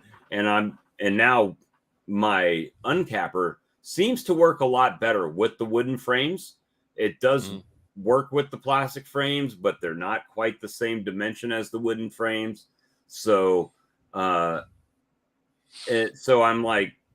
thinking I'm just going to order probably 400 or 500 frames from Man Lake, and, in the 100 frame boxes. And you use Right Cell Foundation?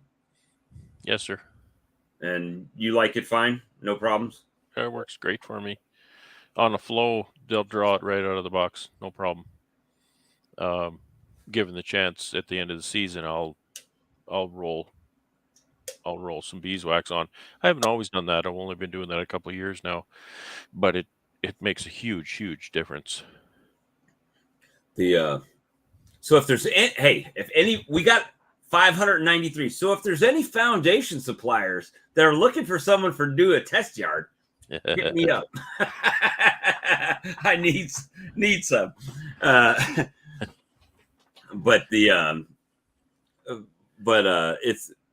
actually do have a proposition out to a company. We'll see what happens. Because I've got that other yard that I want to set up and move some bees from here over there. And I'll happily use all their branded equipment in there if they want to send it to me. It's not an issue. I'll even put it together and not charge them for it. Not an issue. As long as it's got plexiglass, if they got windows in the side. That's all I'm saying about that. James is looking for 7,500 frames for next year. Oh, phone up Lewis and Sons. I'll cut you a deal. Give you 2 cents. It'd be cheaper just to buy trees. You just buy a whole tree and mill it down. Holy moly. Maybe that's the business I need to get in. I just need to buy the whole machine. I've seen them online where you buy the whole machine and you just put the wood in there and it goes through and it cuts the frames, and by the time you're done, you get just a stack of stuff, right? Holy moly. But so yeah, we'll see how this I know the boxes will be fine because those are the same boxes that I got earlier this year that I put together with the dovetails, so they should be good.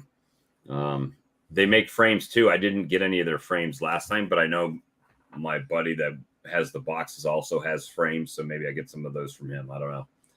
Because now that I'm taking his whole supply of excess boxes and didn't get the frames from him, then now he's going to be sitting there with frames and no boxes. It's like peanut butter and no jelly. It just doesn't work. It's just not a good mix. Alex is about to fall asleep on us over there. I don't know what you're talking about. Yeah, I said for me. I didn't want to make boxes for me to use. If the price is right, I'll make boxes for other people to use. That's the entrepreneurial spirit there. No, I don't. It's not my thing, honestly. But like I said, if it's a machine where you put the wood in one side and then the other side the box comes out or something like that, that's my kind of woodworking. It's automatic, right? It's on a system. That kind of reminds me of a Bugs Bunny comic I saw. The rabbit puts a whole tree into a machine and one toothpick comes out. Right. It's about right. It's about right. Efficiency and automation, eh? Yeah, I'm not a huge. I've got the tools. I've got everything, but I've done enough when I'm outside working in South Carolina to know that I'm not an outside worker in South Carolina. I don't even like riding around in my truck all day and getting out in the heat. And you're a beekeeper? Dude, have you seen any beekeeping videos from me lately? Other than maybe a short in the yard or a live as I'm walking through? Yeah. I'll be the first one to tell you. Just like Charlie, I have not been in my bees. I walk by, if there's a cluster on the front or they're bearding, there's bees in there. We're good to go. It's usually just, yeah, this is Bob. I just got back from work. Here's a tour of my yard. Yep. I'm going into the air conditioning now. Bye. And by the time I get through that video, I've got sweat like just pouring down me. Yeah. So yeah, I'm not. Yeah, it was brutal here today when I was working the out yard. Holy cow. Just brutal. See, I know. It's pretty humid over here because of the constant rain. And since I don't have any hair, like it drips into my glasses all the time. So annoying. Get a funky headband. Those actually really work. I make I take a small towel, make myself a headband. I still get sweat in my glasses. Need a better headband. Yes, probably. I used to wear them all the time because I hate, I like to wear my sunglasses, but I can't wear my sunglasses because the sweat. So I used to wear them all the time. I just don't wear them anymore, which is kind of weird, but Yeah, I mean, it's just constant here. I can't look down. If I look down at a frame, it's going to drip right off my eyebrows, right into the top of my glasses, and it's going to drip straight down. And that's why I don't wear glasses too. Yeah. But yeah, so if my glasses fall off inside my veil, they just stay there. I don't. It's not like I'm trying to put them back on. They just stay flipping around in my veil. I'm blind without my glasses. Oh well, that's the thing. So I get in there. Well, do I have eggs? Hell, I don't know. I can't see them. Even on black foundation, as easy as that's to see. So I look for the larger larva. If I see the larger larva, okay, I'm good. We were good 7 days ago. Yeah, that's it. Hey, within the last week, we had a queen here. And I haven't been in here, so she should still be in here. Yeah, I can't see if I'm wearing my sunglasses. I can't see the eggs and whatnot, so I take them off anyway. You see what Todd put up here? I went to the bees after work to check a couple of hives, got parked in front of them, and the outside temp at 107. I said, hell no, and drove home. That's it. That's how I am. Tomorrow it's supposed to be like 99. 97. Sorry, but that's before the heat index, right? So it's 97 on the stick. Yeah, that's no bueno. And probably 75, 80% humidity, maybe 85. Like right now, it's 80 degrees outside and 70% humidity. It is a brutal thing here, which is why we have a dearth, because it's too damn hot. Even the flowers are like, no, no. We'll come out in the fall and the spring. We're good right now. Even the buckwheat that I've planted, it started to grow, and it was raining off and on, and that was fine, but that will real quickly start to turn yellow and brown, and you can't really see it. Your nighttime bee yard photo? Yeah, I put up a cellular trail cam. It's hard to oh yeah, I mean, show you though. and my bees are. That looks good. Yeah, it's kind of weird, but it My thinks the green is a green screen. now I lost what I thought I was going to say. My bees, they do okay. I'm not going to say we're not Tennessee right here, right? We're not North Carolina and Virginia, where you've got kind of almost a 4-season thing going on, where you get this defined spring, summer, a little fall or autumn, and then winter, right? It's not anywhere near that. We won't hit cold weather typically until January, February, and then it's for a couple weeks and it's gone. I mean, it's done. So I just try to keep my bees brooding the whole time. Well, at least you don't get snow 6 months a year. I understand that, but we had this discussion earlier. I think somehow, in some ways, that plays to the advantage of northern beekeepers. Now, hear me out, because you're going to say bullshit. No, I kind of agree with you. It's still unpleasant, though. Oh yeah, well, yeah, I agree with that too. So, I mean, it's unpleasant, but you have a different set of struggles than what we have down here, right? Like nosema, right? I don't have nosema problems. Now my truck's got bee shit all over it. I mean, that's constant, right? Because they fly right over my work truck, and it's like zebra stripe yellow with darker yellow stripes all over it. So I get that all year, but you also have that.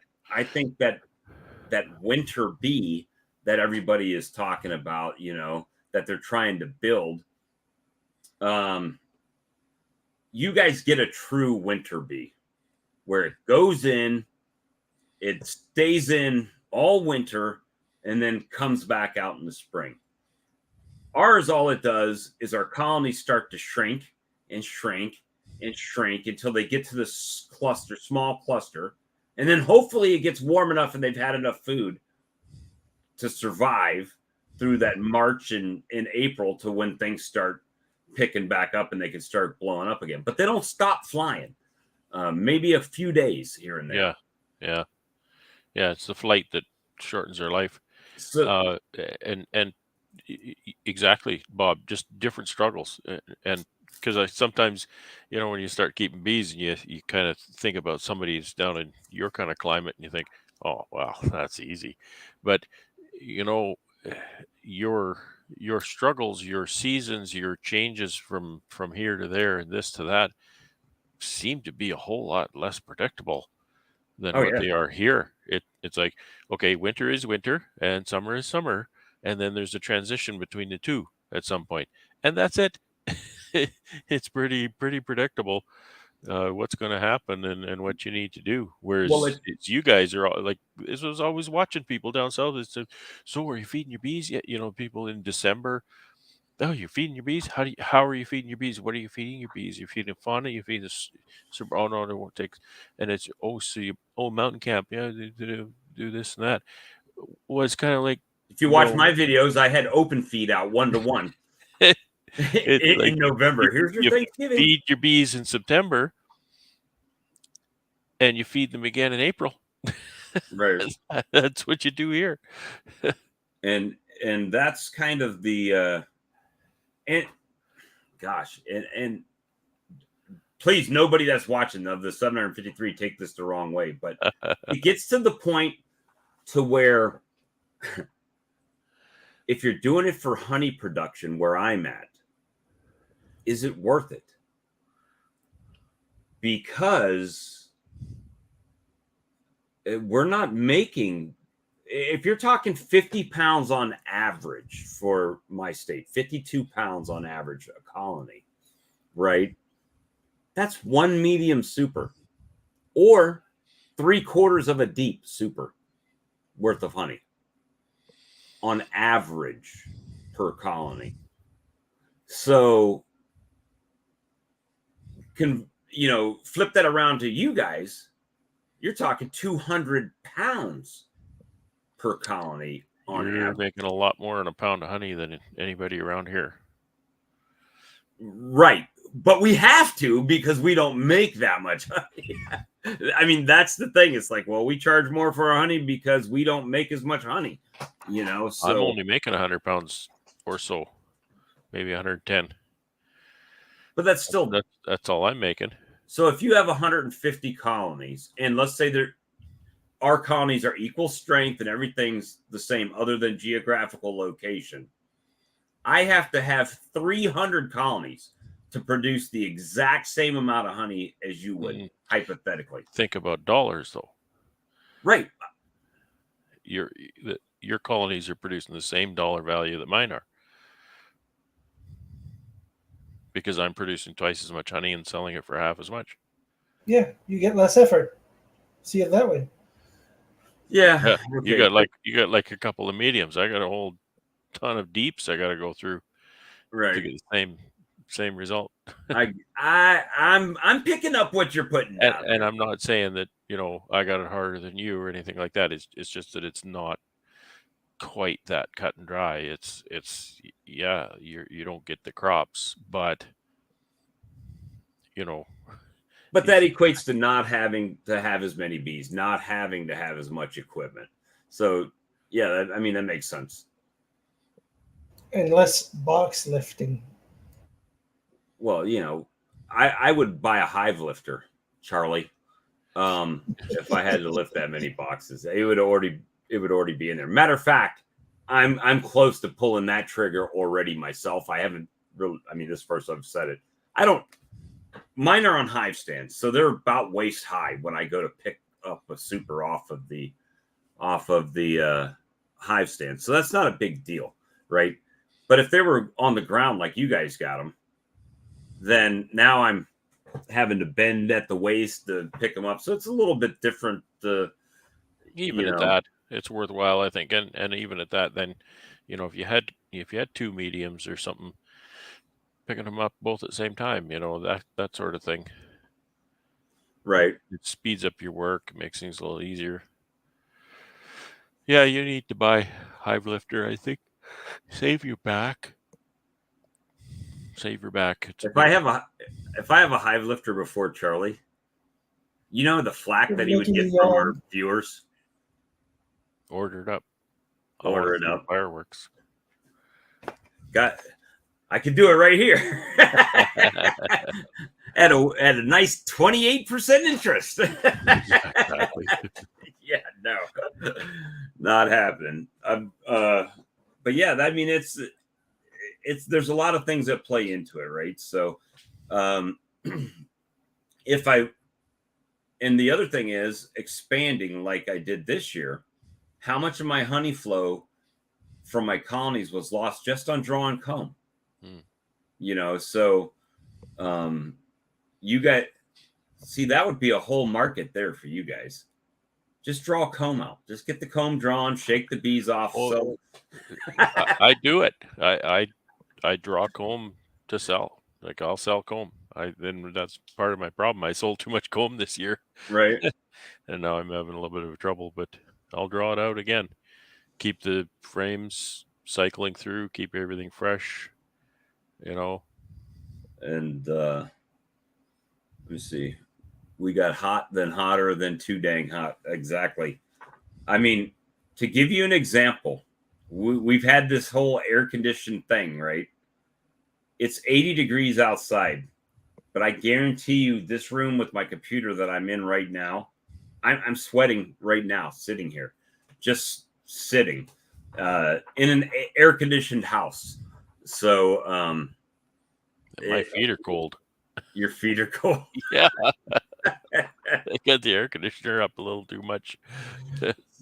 So if you haven't been down to the south in August or July, give it a shot one time. Just come down. I was in North Carolina. I don't remember when. I think it was August. It was definitely summer. It was hot. Oh, it was hot. Yeah, and when James came here, it was like 80.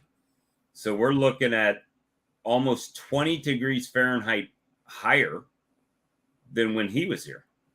10 to 20 degrees, maybe 15 degrees. We'll say that. So it's like sitting over a boiling pot. Exactly. I'm going to have to go because it's almost 12:30 and I'm really tired. So you can take Alex. A 4.5 hour old man nap like I did this evening. That's what you got looking in the net. You're 42, 43 now? 46. 46. So perfect. In the next 5 or 6 years, you can take a nap when you get home from work and nobody will say shit because he's just old. I mean, that's kind of what happens. All right, well, I'm gonna go take an old man nap now. Now, conversely, when it's time for you to sleep, you'll be up every hour and a half having a pee. So that's right. That's right. Or your brain just decides, okay, 3 hours is enough. Yeah. All right. Good night, guys. Good night, Alex. Yeah, that happens way too much. I mean, technically I was late getting to the office this morning, but it's, hey Bob, why were you late this morning? Well, because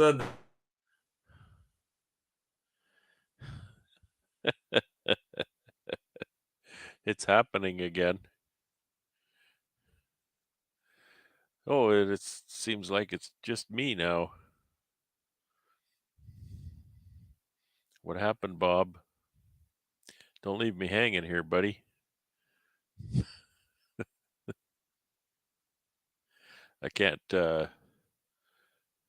yeah, he done did froze. I can't carry this show by myself, man. I can't do it. Well, this is awkward. I think he's knocked out completely. Yep.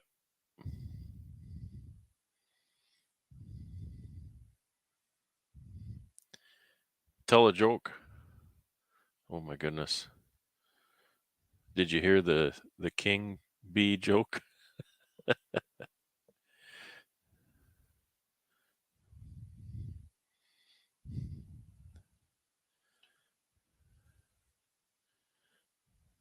Take a screenshot of just my ugly mug.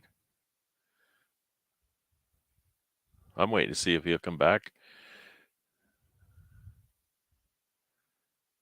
Yeah, this is really awkward. What do I do? Do I just leave and then what happens?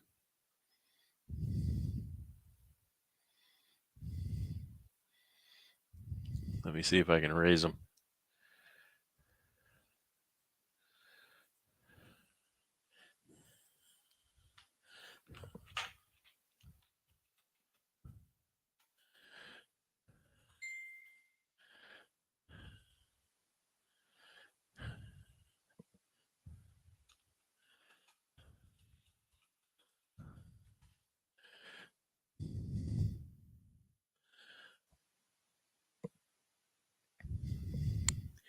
Bob's internet went down.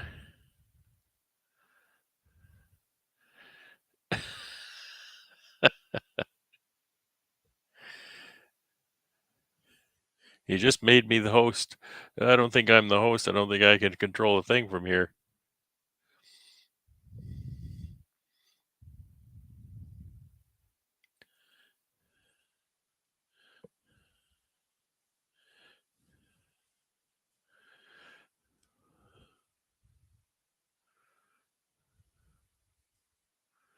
Says he's trying to come back, but Ta-da! not sure. There he is. Yep. Todd's internet infected mine. That was awkward. Mine, I wasn't paying attention to the time. About this time every night. I don't know if they do a refresh on the cable network or whatever. I don't know how they do it, but it seems like we get that little brief thing every day. Yeah, see, you could have practiced your speaking for the beekeeping conference. Yeah, that's right. I get no invites for that, you know. I did my entire presentation for the beekeeping conference. There isn't one. And that's exactly what I did. So now that you're the president of your beekeeping association up there, you know, I still haven't gotten my invite to come speak in front of the Manitoba Beekeepers Association meeting. Oh, well, we'll have to rectify that. They'll be like, what the hell do you got this guy for? We all have like 5 times the bees this guy's got, and bigger equipment and better stuff. So it's like, what are you calling that fella for? So swarm rustler, honey rustler, yay! That's what it is. That's it. But yeah, so it's I'm excited about the conference. We'll see how that plays out in the next little bit here, and yeah, it's interesting. Interesting for sure. And we'll see how that goes down. I've really got to get into the bee yard. It's just, I know that because there's not that much flow happening right now, and it's artificial flow, right? When I say artificial, I mean it's the buckwheat I threw out there, right? That's what they got, and it's not much. And then they're just gonna be pissed, right? Because it's not going to be a happy time for anybody, right? So it's like, I might as well just wait till it gets a little bit cooler. Yeah. And that's the good thing about working bees right now. Out here, it's like it doesn't matter what you wear, you're fine. Like they're good. It's honey flow, right? They don't care. Well, mine's like playing Russian roulette. I could go in 5 hives and they'll be perfectly fine. I could be in shorts, no problem. But that 6th hive will be the one that if I decided I'm just gonna wear a veil today, they would tear my ass up, and then I'd be inside cussing and fussing and putting on my suit, damn suit, and getting out there, So I don't even like wearing a jacket anymore, let alone a suit. Well, I've got that. Saracel sent me one of those just pullover ones that have the mesh on the front. Yeah, and it's just a veil, and that thing is the best. But I can't wear that when the bees are like that one day when they're just all in your face and everything. It's not happening because that's what you saw. Same kind of thing happens here. When I'm pulling honey, is usually pretty bad. But last year was weird. I pulled honey last year. I was dressed just like I always do, shorts and a veil and t-shirt, that kind of thing. It was fine. And I don't really get that. Maybe there was a bit of a clover flow still, but I don't think there was. I almost outsmarted them last time I went in there. So we're in a dearth. So I just filled up my open feeder tote, gave them an hour to get, find it and start hustling on it, then go out and open, because all the foragers are gone. But when they're bearding on the front and just hanging out and nothing better to do, and that's just like a 10,000 guard bees sitting right on the front, right? It's like just FAFO, if you don't know what that means. FAFO. F around and find out. Oh yeah, yeah. That's You it. just come over here. Yeah. We'll Try tell you that. where it's at. Try that in a small town. Try that in a small town. and see what happens. So, yeah, I mean, we deal with it a little bit here, but we don't have anything special.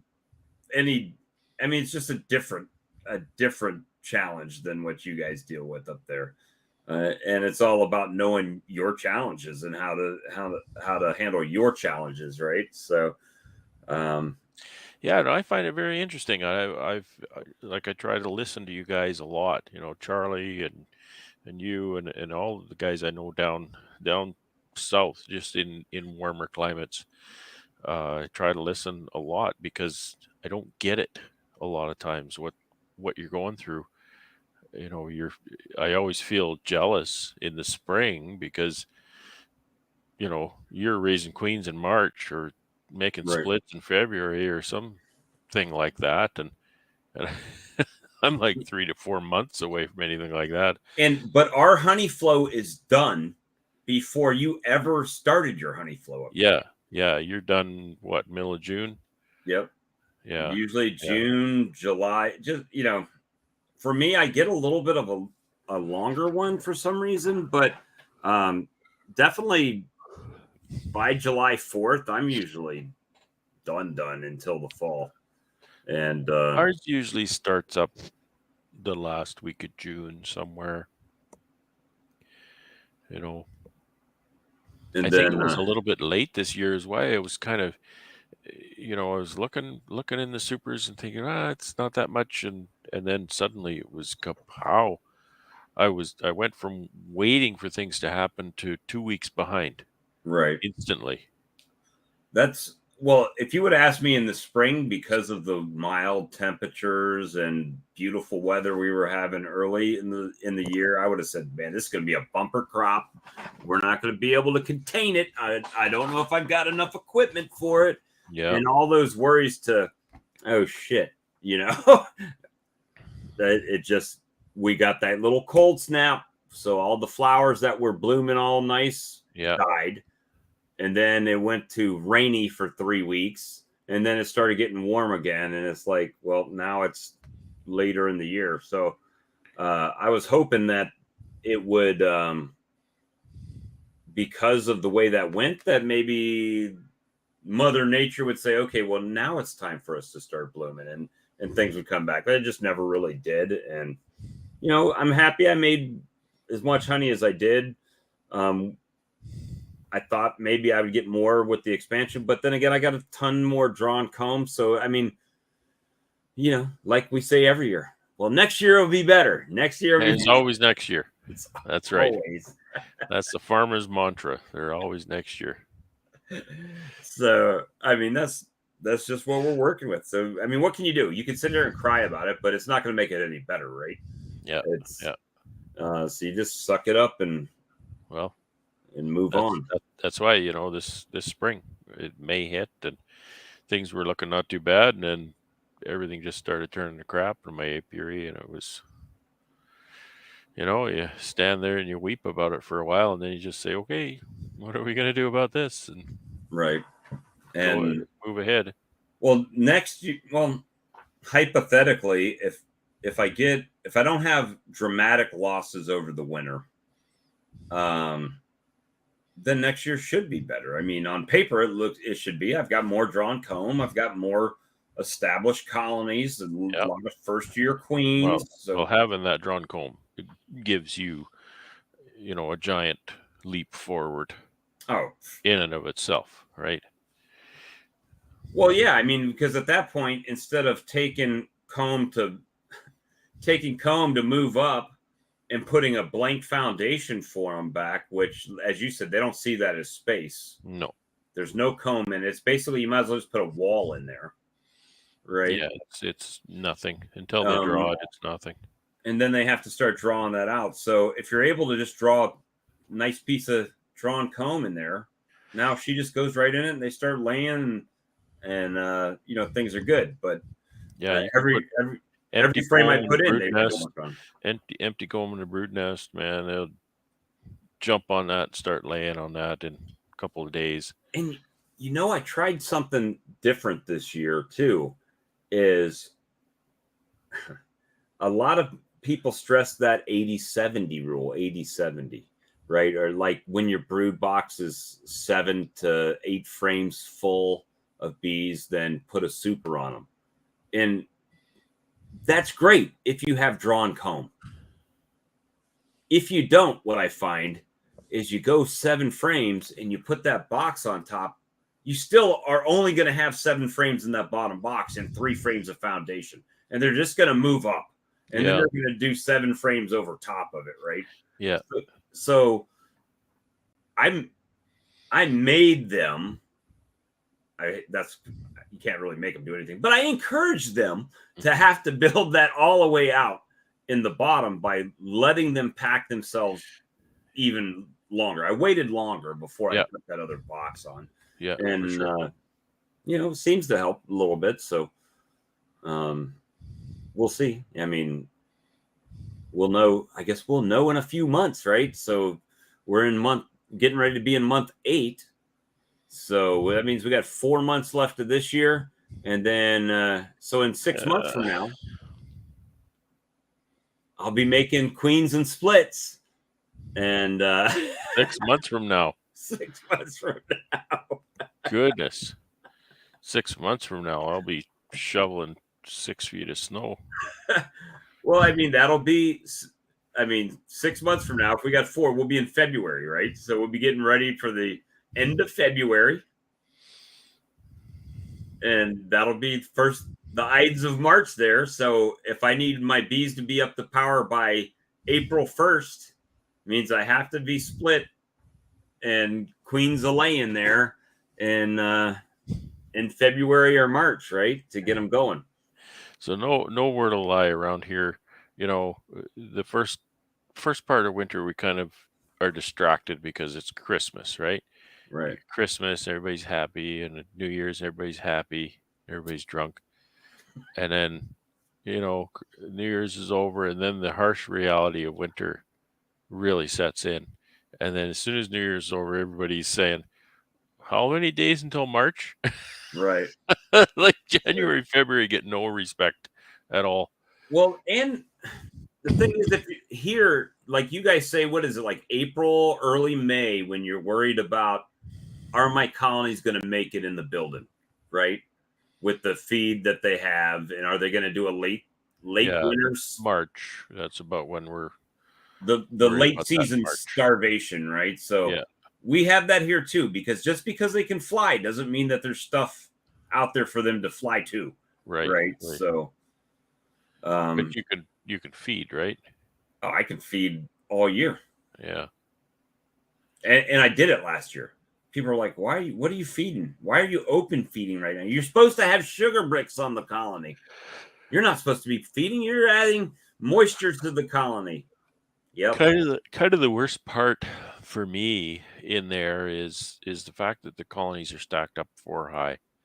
4 high? I think they're 4 high. And so I can, if I really wanted to see 25% of my colonies, I could.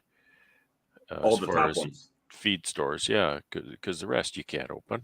You got to unload the building to open them up. What I would be curious to know with your situation, and it would be the same with Ian's, right? And Ian probably has done a video, and I know he's gone through with the FLIR to look at dead outs and stuff like that. But if you had a grid in that building, right, of temperature sensors, where you could tell each box, like if it was a bottom box since you got 4 of them, at what spot in that stack is the hottest? Is it the interior because it's so much insulated from everything, all the boxes around it and on top of it, and it's not getting the best airflow because most of the airflow is going to be on the outsides of all that stack, right? I wonder what the temperature difference is between the boxes in there. Yeah, it's tough to know. And they made these. I think Brian was using them. You know, they make the brood minder that's very expensive, but they make these Govee sensors, Govee, that you could buy on Amazon, and you can put them in the box, and I think you read them on an app.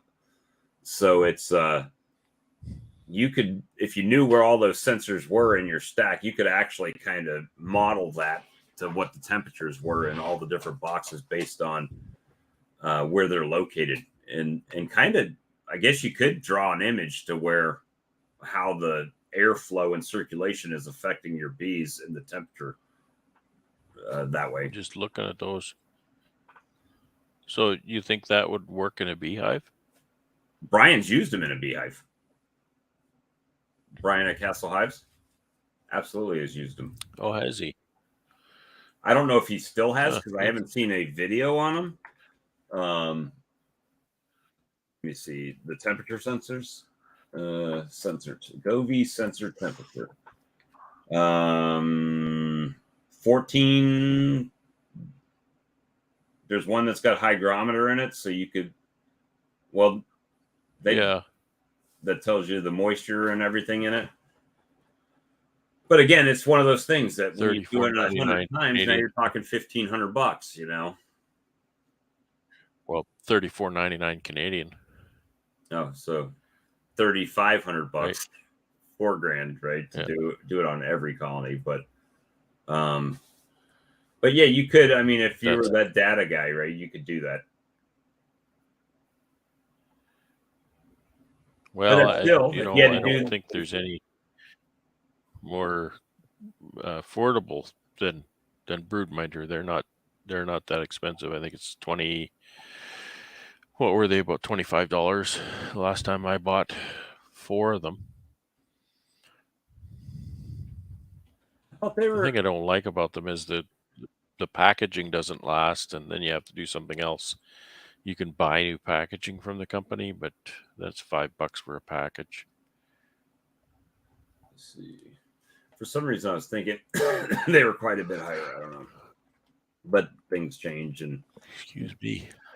Once I get that idea in my head, then I kind of stop looking for them. Let me see. Catalog. Hobbyist. All products. I gotta go, Bob. Yeah, I'm getting ready to have to go too. Professionals. They do have a professional kit. $453. The Govee? No, Broodminder. $453, but you get 1, 2, 3, 4, 5, 6, 7, 8, 9, 10, and then I guess the one thing that reads them all, right? Well, you can get that. You could do it without that, but you just read them separately with your smartphone. So that is a yeah. So I mean, that'd be interesting, but if it's only interesting for YouTube, it's not worth $470 to do 10 of them. But well, and I did put some temperature sensors in 4 of my hives, some brood minders, and it was mildly amusing. That really wasn't that useful information. The most useful thing was that in the spring I could see when the colony was starting to brood in earnest, you know, because the temperature would jump in the hive from about 26C to about 32C. Right. And that was it. That was the most interesting. Well, you know, they have the scales and all that too, but then the scales are... Well, the scales, and that's one of the things that I wanted to build last year, but I didn't. And I really want to get to it this year, is to build... I'm hoping to build 2 two-way pallets that'll hold those scales so that I can set, you know, one pallet at my home yard and one at my out yard and that kind of stuff, so that I can watch the weight of the hive and then get a handle on what the flow is doing with that information. Yeah, really, well, one when it's hive starting, when it's ending is what I really need to know. One hive in an apiary, I mean, you can assume that if that one hive's doing it, they're all doing it, right? if that's the information you're wanting. If the information that you want is about the flow, then yeah. If you want information on, this particular hive production of this hive kind of thing. Right. But that's what I want to know. I want to know when the flow starts and ends. All right, guys. Well, hey, it is 1:45 a.m. here, and Brad's fading fast. Yeah, it's been a difficult few days, and it's yeah, here too. I mean, not for the bees, but for my day job has been a little bit more challenging. But and tomorrow's another one. Oh yeah, hit it again. So we'll go ahead and end it here, and then we'll see you guys for sure on Friday over on Charlie's channel at 8 p.m. So bring any questions or anything you got, and we'll be happy to hang out with you guys some more. And we'll talk to you guys again soon. Good night. Sounds good. Good night, everybody.